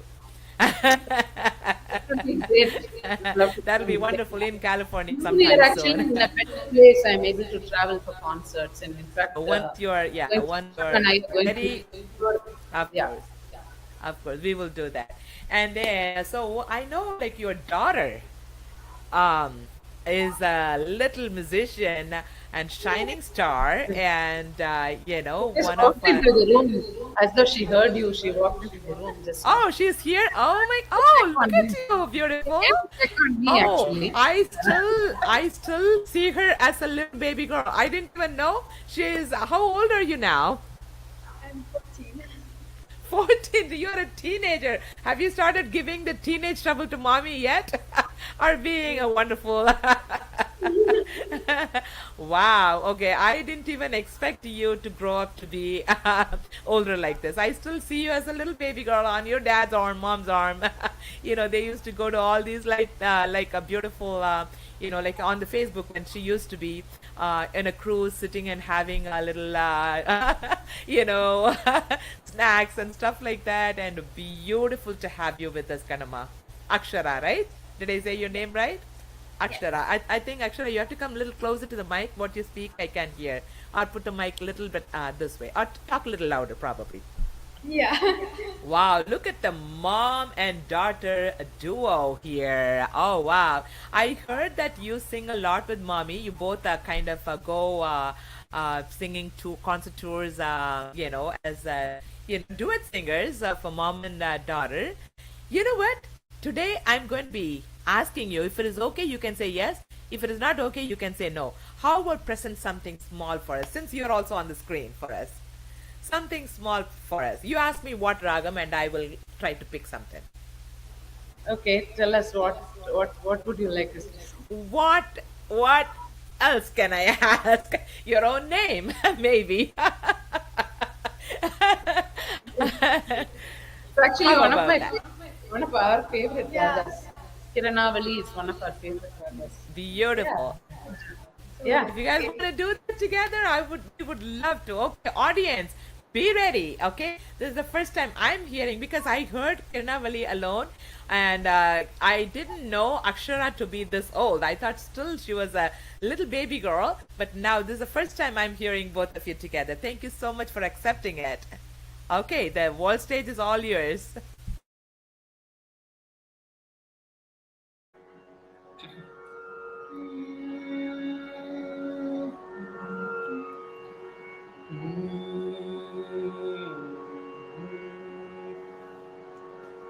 This is Tyagaraja's composition in the ragam Kiranavali that is set to Aditalam. Yeti yochanalu chese hura, yeti yochanalu chese hura, yeti yochanalu chese hura, yeti yochanalu chese hura, yeti yochanalu chese hura, yeti yochanalu chese hura, yeti yochanalu chese hura, yeti yochanalu chese hura. ఎదురు బల్కువారెవరు లేరురా, ఎటి యోచనలు చేసేవురా, ఎదురు బల్కువారెవరు లేరురా, ఎటి యోచనలు చేసేవురా, ఎదురు bulk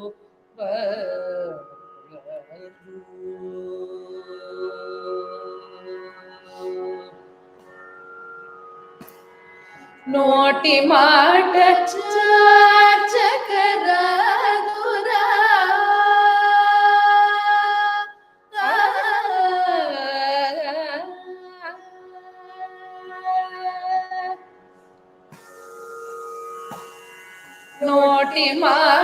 చాచకరాదురా, నోటి మాట చాచకరాదురా, నోటి మాట చాచకరాదురా, నోటి మాట చాచకరాదురా, నోటి మాట చాచకరాదురా,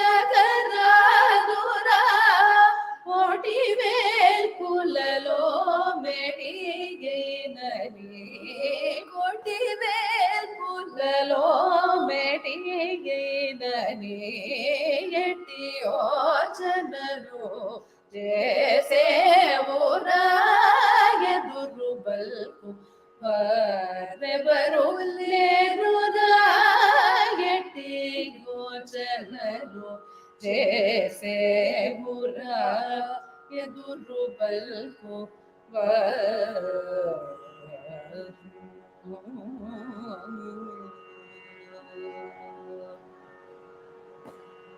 మెండు శూరులలో వెనుగతీయవని రెండు మాటలాడే వాడు గాదని మెండు శూరులలో వెనుగతీయవని రెండు మాటలాడే వాడు గాదని అండకోట్ల పాలించు వాడని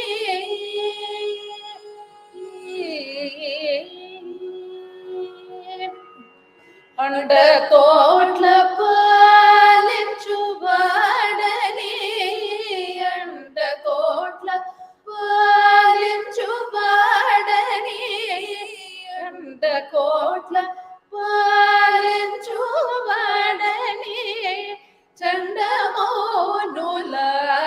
త్యాగరాజను చండమౌనులాడ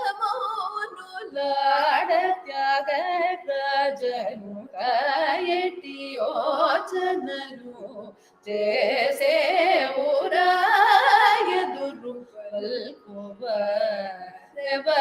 లేరురా ఎటి యోచనలు చేసే ఊరా ఎదురు bulk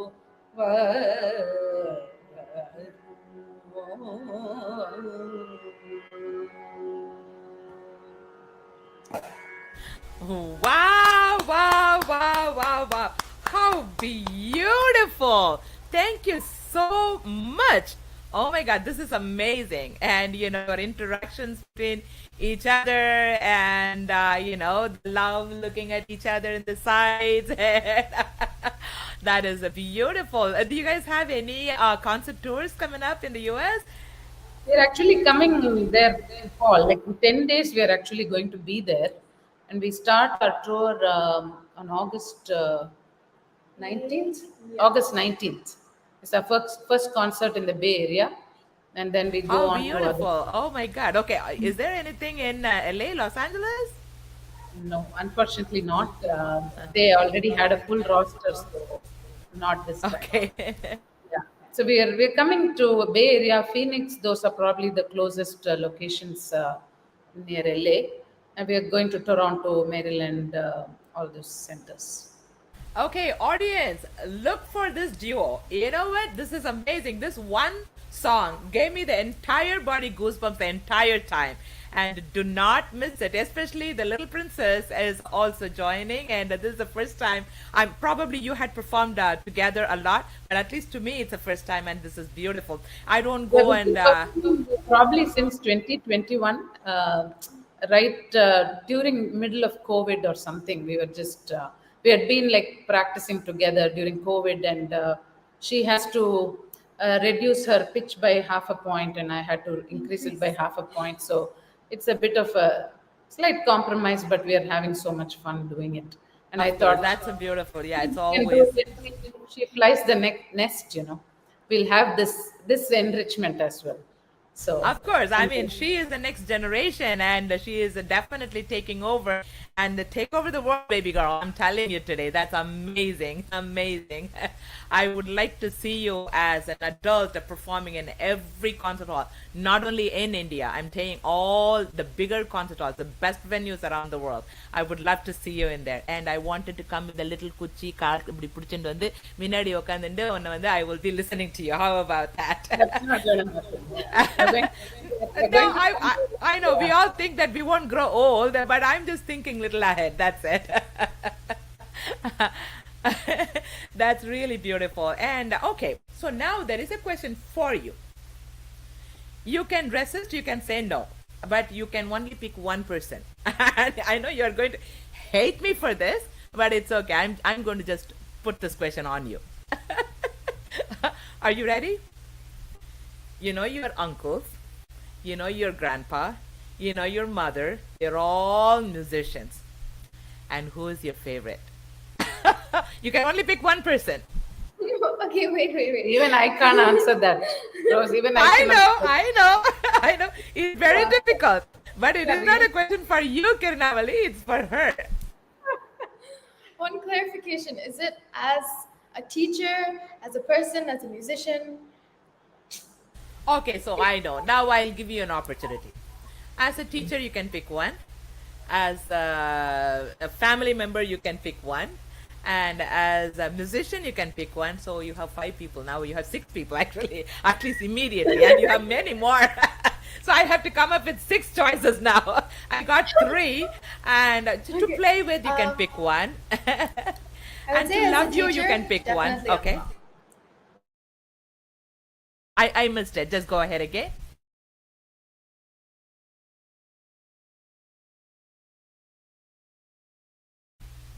I think your video is frozen again. Akshara, are you able to hear me? Kiranavali, are you able to hear me?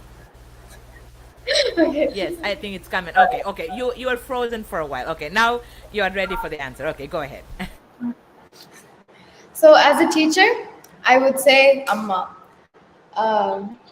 She's, I don't know, she's helped me in so much. She's very hands-on, and I mean, all of them are, but she's very insistent on the details. So, like staying in Shruti or getting Gamaka correctly, so it's like within the ragam. So I feel like Amma's very particular about that. Everyone is, but Amma really helps and enforce it. So when I sing. Awesome. So Amma as a teacher. Okay, now next one. Next question. You can pick who is what.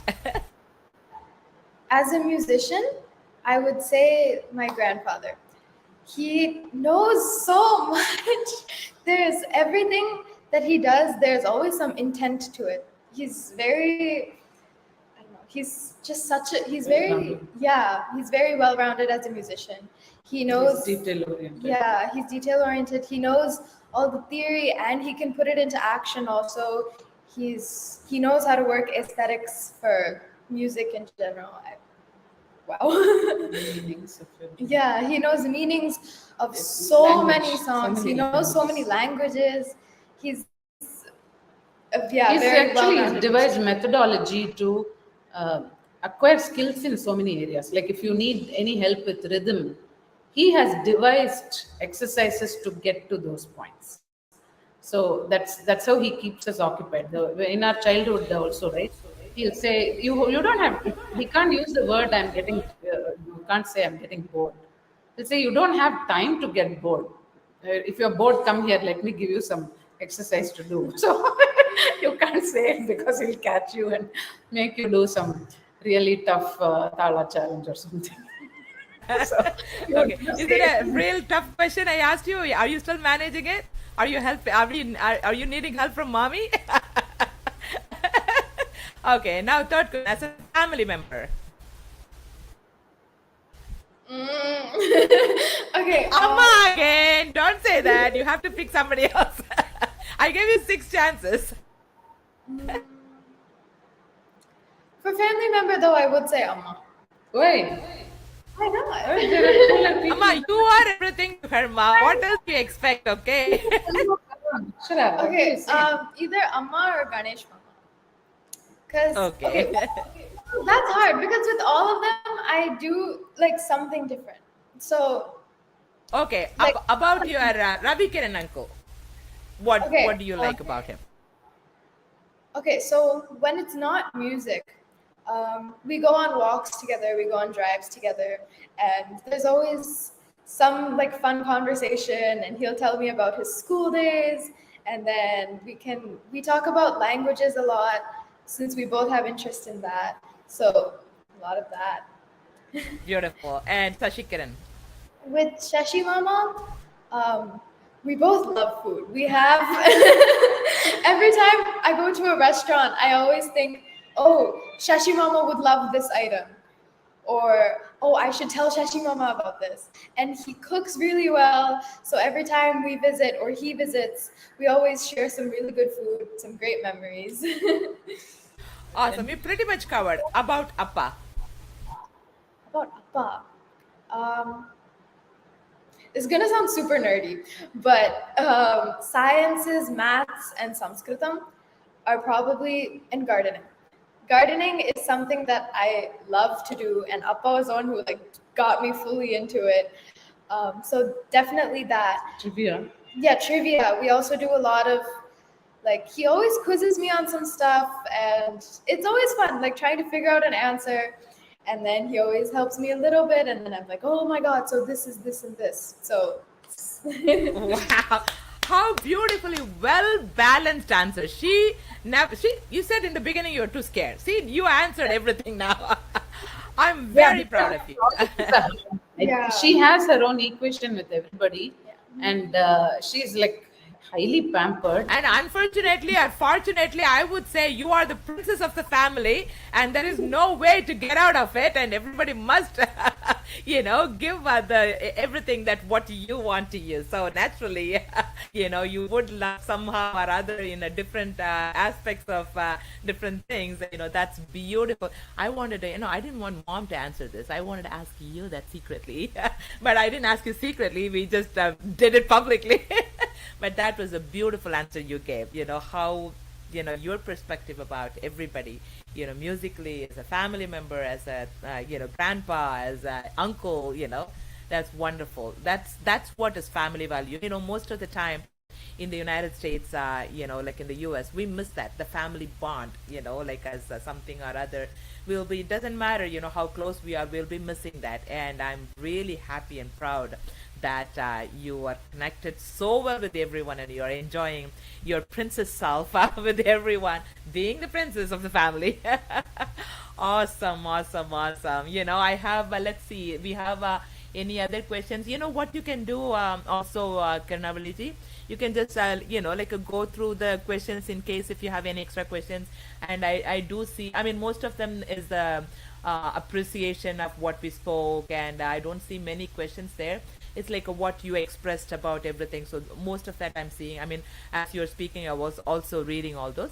But in case if you see any questions out there, that answer them in the chat line, so that they will be satisfied. So that way, the questions are going to be definitely there. There are lots of questions here. Yeah, exactly. There are some. I'm just seeing now. So I went down a little bit. So you can answer them all, for everyone. Yeah, go through and then answer them all. So you feel students have a lot more demands, find it much more difficult to focus on music than American children. I would say not. I would say that everybody, this is about individuals and not about a place where you live. Whoever chooses to put time on whatever their interests are, always do make time for it. So in terms of demands, I wouldn't think that it's very different, even though schooling systems are different. So a lot of kids in America lose time just commuting from place to place.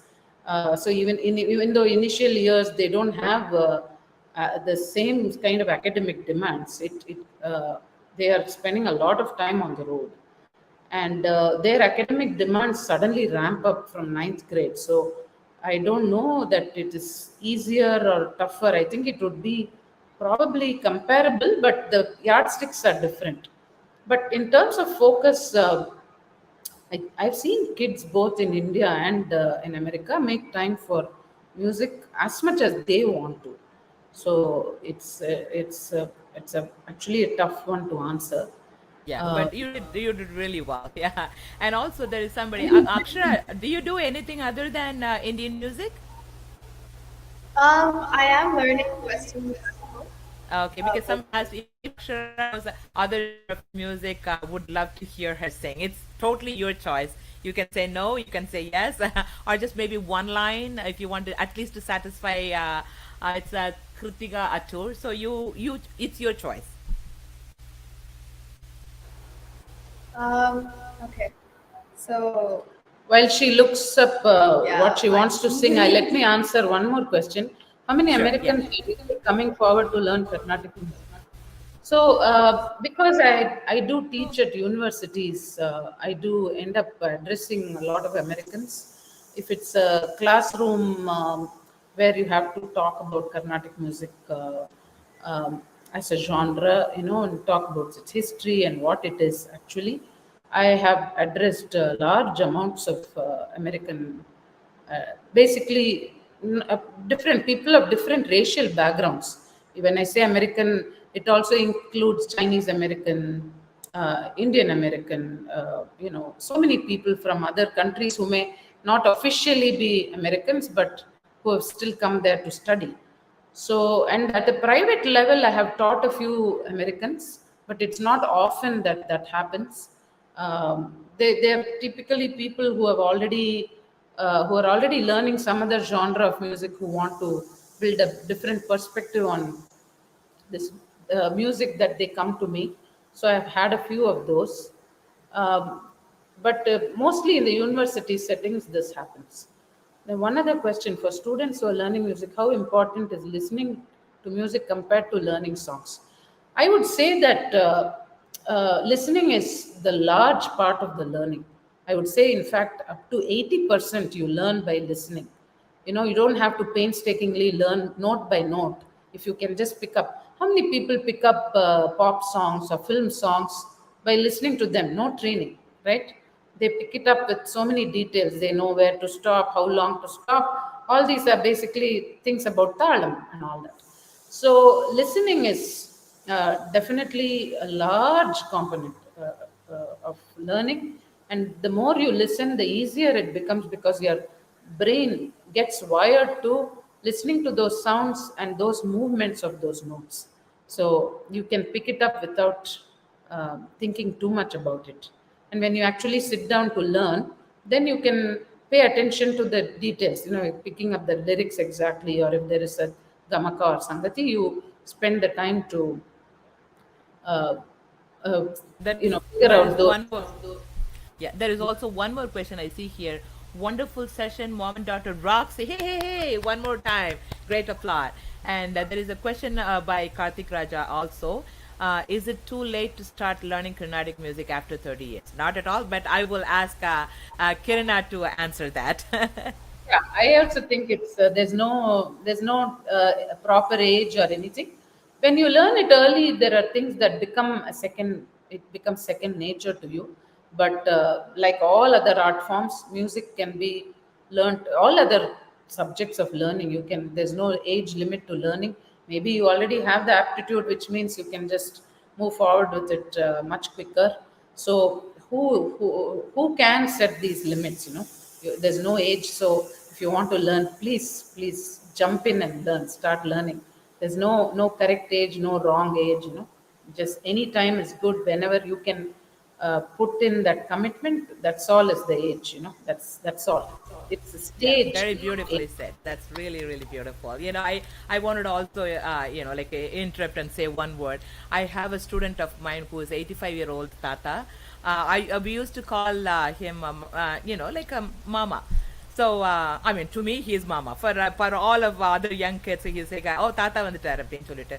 He came and told me, I mean, he was professionally, did everything for everybody, and then he was retired and at home being with his wife. He came and asked, when I was a young boy, in that generation, you can imagine, I wanted to learn Carnatic music. My parents said, no, no, no, go study. I studied. When I was in college, I wanted to do music. My parents said, no, no, no, you have to prepare yourself for your better career. So go to engineering college and study.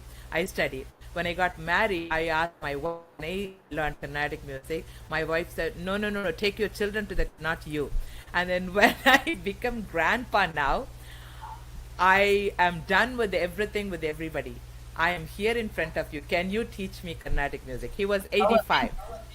I took him. I'm still teaching him. He's enjoying his life, singing, and I'm not expecting a great musician out of him, but what he wanted in his life, it was satisfied. So, I mean, as I mentioned, it's not my question. It was for Kiranavali. I just wanted to pop in and say that word also. 30 years, you are still a little baby. You can still go and start. And Kiranavali, if she offers online classes, she's one of the best teachers on earth. And please try it out. Okay, so How do you yeah. balance family responsibilities with a career? Um, See, for people who go to work, there is a space that they can go to do their work and come back. For musicians, there is no borders. This is work time. This is so it kind of keeps merging into each other, and sometimes we ourselves don't have clarity on when our work is merging into family time and when our family time is merging into work. So it is very tough. So we have to all the more reason why we have to have some discipline in how we demarcate. Otherwise it becomes crazy. As a mom of young Akshara, I can tell you it was very very tough for me, with no other external help. We had to manage a baby with preparing for concerts and keeping classes and everything. And Akshara, as a baby, you can't also chide a baby for chiming in a class and singing two lines, because that would kill their interest. And I wouldn't do that to any kid. In fact, the siblings of some of my students would come into class. If they came and sang in between, I wouldn't stop them. So that kind of understanding we should show.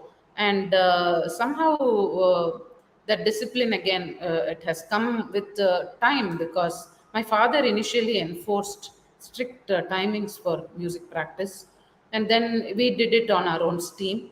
And then you learn to balance it with family life, married life, as a mom and everything.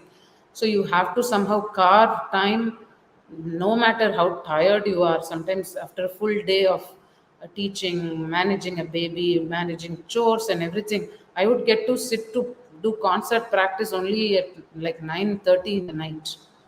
And you'll be like, at the end of your day you're exhausted, but I would sit up till midnight or something to do it, because you have to keep up with your work. So that's how you do it. And somehow I would say that that has helped me in many stages of my life. You just have Awesome. to. Awesome. Amazing. Yeah. Amazing. Awesome. Akshara, are you ready? Yeah. We are waiting again. Okay, I just mentioned one line. That doesn't mean one line. You can go beyond that. Yeah, because this show is called Artists Beyond Limits. So you can go unlimited also. இதுல use பண்ணு actually. Yeah, but in the bandwidth for that. சரி பண்ணு. Okay, because I want to.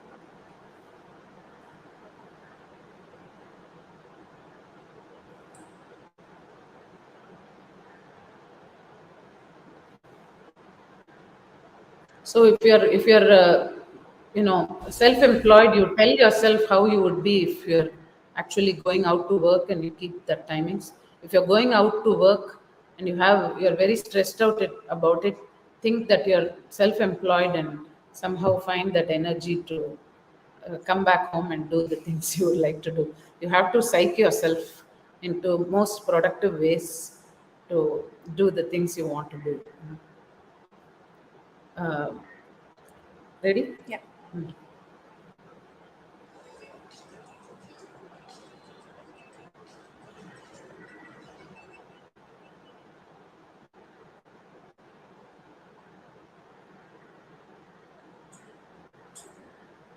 பக்கத்துல இரு.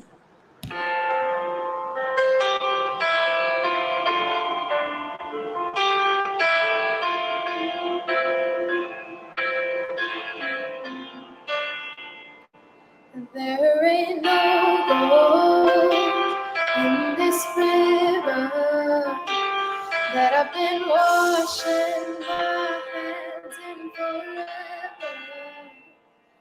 I know there is hope in these waters, but I can't bring myself to swim when I am drowning in this silence, baby. Let me in. Go easy on me, baby. I was still a child, didn't get the chance to feel the world around me. I had no time to choose what I chose to do. So go easy on me.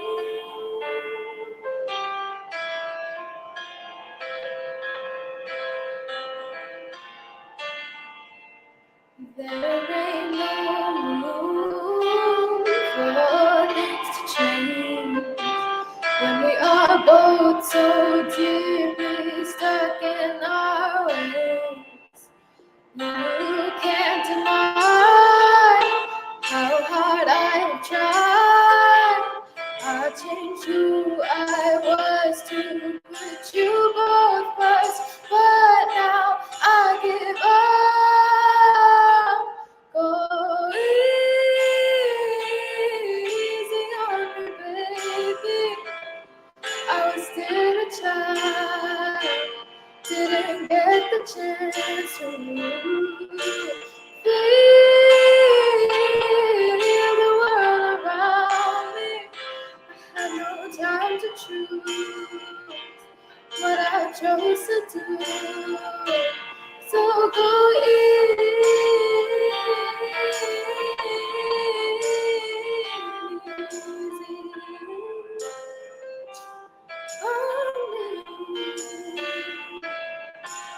I had good intentions and the highest hopes, but I know right now it probably doesn't even show. Go easy on me, baby. I was still a child. I didn't get the chance to feel the world around me. I had no time to choose what I chose to do. So go easy on me.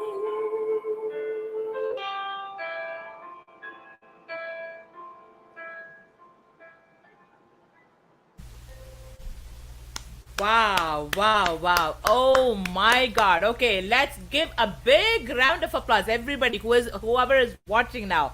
That is something just, it's not for the clap sake you are clapping. She sang from the heart. And look at my hand. I mean, I don't know whether you guys can see. My goosebumps are all over me. And that's an amazing, amazing, amazing singing. You have such a beautiful voice for your Western singing as well, Akshara. I wish you all the best. You know what? 10 to 15 years from now, that's the maximum I'm saying. It could be less than that. You will be holding 2 Oscars in your hand, standing in that red carpet in the Oscar Hall, Shrine Auditorium, and I wish I can buy the ticket because those tickets are too expensive. I will still try. I live in LA. I'll somehow buy the ticket. It doesn't matter even if it is $10,000. I will come and watch you holding that, and I will say, I told ya. I will, at least for that word, tell you, I will come there, buy the ticket and sit in front of you and say that. என்ன கிரணாவளி உங்களுக்கு நம்ம 2 பேரும் போய் உட்கார்ந்து பார்க்கலாம். I'm looking forward to that day. Awesome, awesome, awesome. I'm very, very, very happy. You know, most of the time, the kids who come under the lineage of Carnatic music, they only stick to Carnatic music, or even, you know, like kids from the United States, in the US, you know, when they learn, okay, I wanted to keep, of course, you know, it is to keep the culture, to keep the tradition. This is one of the very easiest method to go with, learning Carnatic music, or, you know, like Bharatanatyam and stuff like that. But the thing is, sometimes you go beyond and about to learn something also, and, you know, like the excellence. You know, like my daughter is the same thing. You can check, she goes by the musical doc. She goes by musical doc, but the thing is, I sent her same as what mom was saying. You know, we wanted to send our kids, you know, with a better career. So I sent her to become a doctor. She became a doctor, and she came home after the graduation. She gave me the, you know, the graduation certificate, and gave it in my hand. This 8.5 by 11 certificate is for you, mom, because you wanted to see me as a doctor. I always wanted to be a musician. Goodbye. And then she went. Now she is, she doesn't practice music. Yeah, all this effort I put to create a doctor in the family, she only treat us. Oh, so you have the hand ache, you have the knee ache, you put this, put that, that's it. She is a full-time performer, and she doesn't want to also stick to Carnatic music. She's a beautiful Carnatic singer. and even Raviji taught her sometimes ago. And then, but she completely went into Western, and she changed her name. She still keeps the name Doc, the musical Doc. That's her official name, and she's been doing wonderful, and I'm happy for her. See, her So, musical knowledge might help her be a better doctor. No? It no, she naturally. doesn't want. Unfortunately, she doesn't want to. She didn't want to practice. She said, "This is for you. You wanted me to become a doctor. This is what I worked for. This little certificate is for you, mom. Have it." And I have it in my shelf. The same thing my son did. I sent him to become a engineer. He did the same thing, and now, but again, he learned Carnatic music. But he has been in the film industry. You hear many of the saxophones in the movies. It's probably played by him, and he is with Benny Dayal performing all over and being happy. And they both went into music. That's it. And I don't have anything in my hand to argue with them. And they will come back and say that you did it to us. It's not our choice. And why I'm saying is seeing you beautifully singing both. My wish for you is to see you into that level of musicianship. I already told you where I want to see you in Carnatic music. The same way I wanted to also see you in this Western classical, or whichever way route you go with. Go to the maximum, and you have the ability, and you have the talent, and you have the mindset to work hard, and you have a beautiful mom who supports you, and of course dad and all the uncles and grandpa who supports you all the way. Big round of applause to you one more time, people. Please join me. And this little princess has an amazing voice, and she definitely needs all our encouragement and support. Beautiful, Akshara. Thank you so much for joining. And it's really amazing also, Kiranavali. Thank you so much for joining. Should I answer two more questions that got left out? Sure. Yeah, sure. Please go ahead. The Raga app. As of now, I'm not sure there is a Raga app that immediately tells you a Raga when you hear something in a concert. There is already something. I think the 72 Melkat, somebody put it, but like when See, you there put. is an app in Western where if some song is playing in the ambience, like if you go to a restaurant, Yeah. and there's an app that identifies that song and the singer and all that. There are I like don't a think few we of those, have. Yeah, I don't think we have anything like that yet for ragas. It's a great business idea. Somebody should do it. It's So also a little harder. I'm sure some youngster with a lot of entrepreneurship is going to come up and do that. But it's a great Probably, yeah. idea. Probably, yeah. One other question: how do you think young people should be encouraged through feedback? How should they take praise as well as critical remarks? See, I would say that the best students of music, first, they will always want to improve. Those who want to come up in life will always take criticism in their stride. They will know what to filter and what to work on. And if you want to come up in life, no matter what field, it's good to take valid criticism from people you trust, especially. And in music, the people you should trust firstly are your gurus.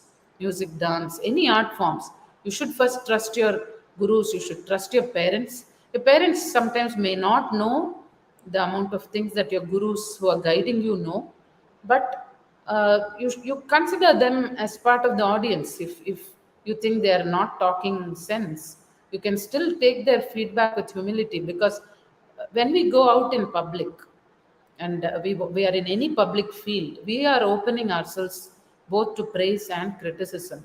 And if you can't handle both, you're in the wrong field.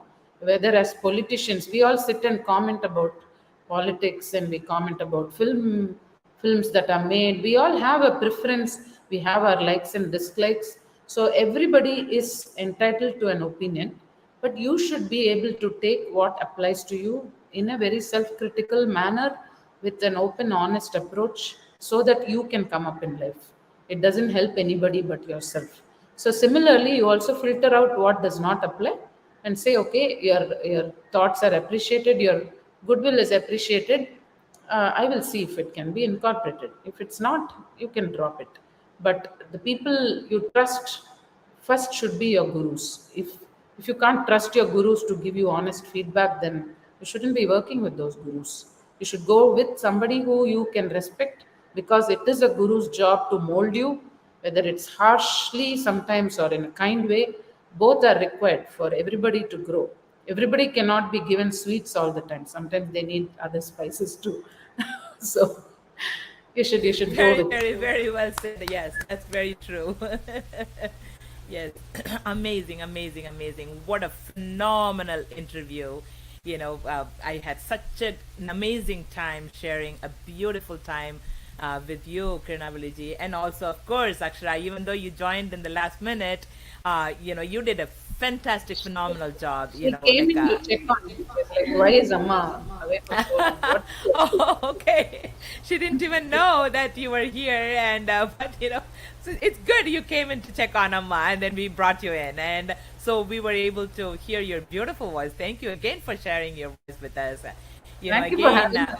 It was yeah. wonderful. It was a wonderful session. I felt totally at ease with your warmth and everything. It was really easy. I still to have a share. lot more questions, but I didn't want to take much of your time, so I had to limit myself. But I still had a beautiful, beautiful, amazing time sharing your experiences with all of us. Thank you so much for being here and for sharing, not only experiences, your childhood memories, expertise, and your family memories, and also your talents with us. You also sang, for us, and both of you. I mean, thank you again. My hands have to hurt by clapping because this is amazing to hear both of you.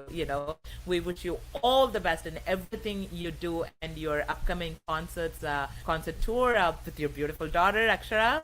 And thank you for making this world a beautiful place to live for everyone through your music. This is really amazing. Without music, I mean, some great like a legend said that without music our life will be empty, but I would say the same thing. You mentioned it also through your own words with your experience. Without music we are all nothing, and of course, you're making this world, both of you actually making this world a beautiful place for all of us to live. And definitely, when you come to San Francisco, I know it's a little far, but I will see whenever you are here in the country, if you have one little day, let us know. Maybe we can host you somewhere here in Southern California, either in San Diego or in LA. At least we would love to hear both of you together. Thank you again so very much, Kiranavali ji. Akshara, do you want to say something to the audience as a final statement? What do you feel as a young, racing, teenage musician to teenagers of your age? What is your, I won't call it an advice, but what do you want to tell them before you wrap up this session?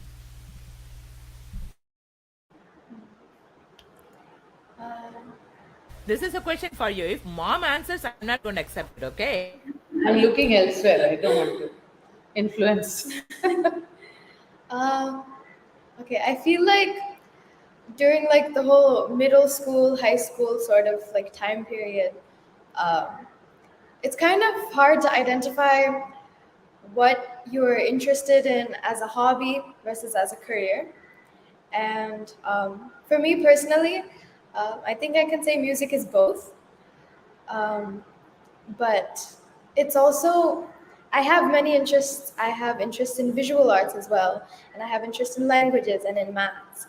But there's some connection that I have with music that I feel is just kind of, it surpasses the rest.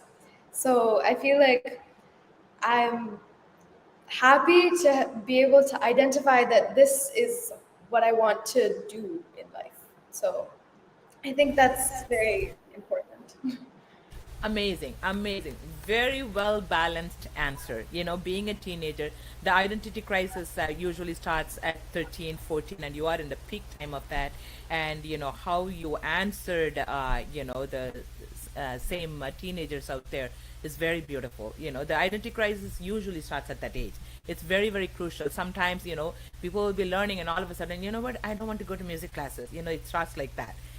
So I mean, parents will be working very hard, but at the same time, like all of a sudden they decide differently. And do they do anything else? Unfortunately, sometimes they don't, and sometimes they do.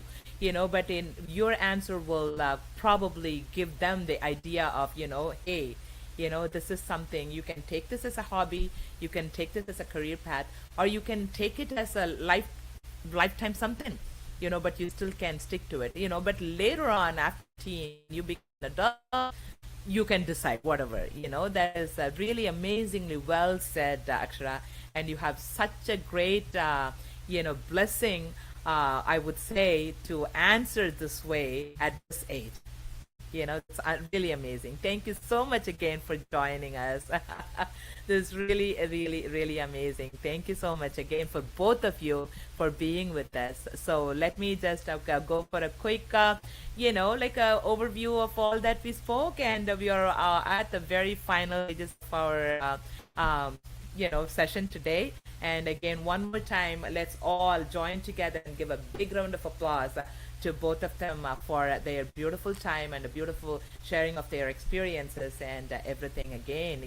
Thank you, Kiranavali and Akshara again. So that's really beautiful.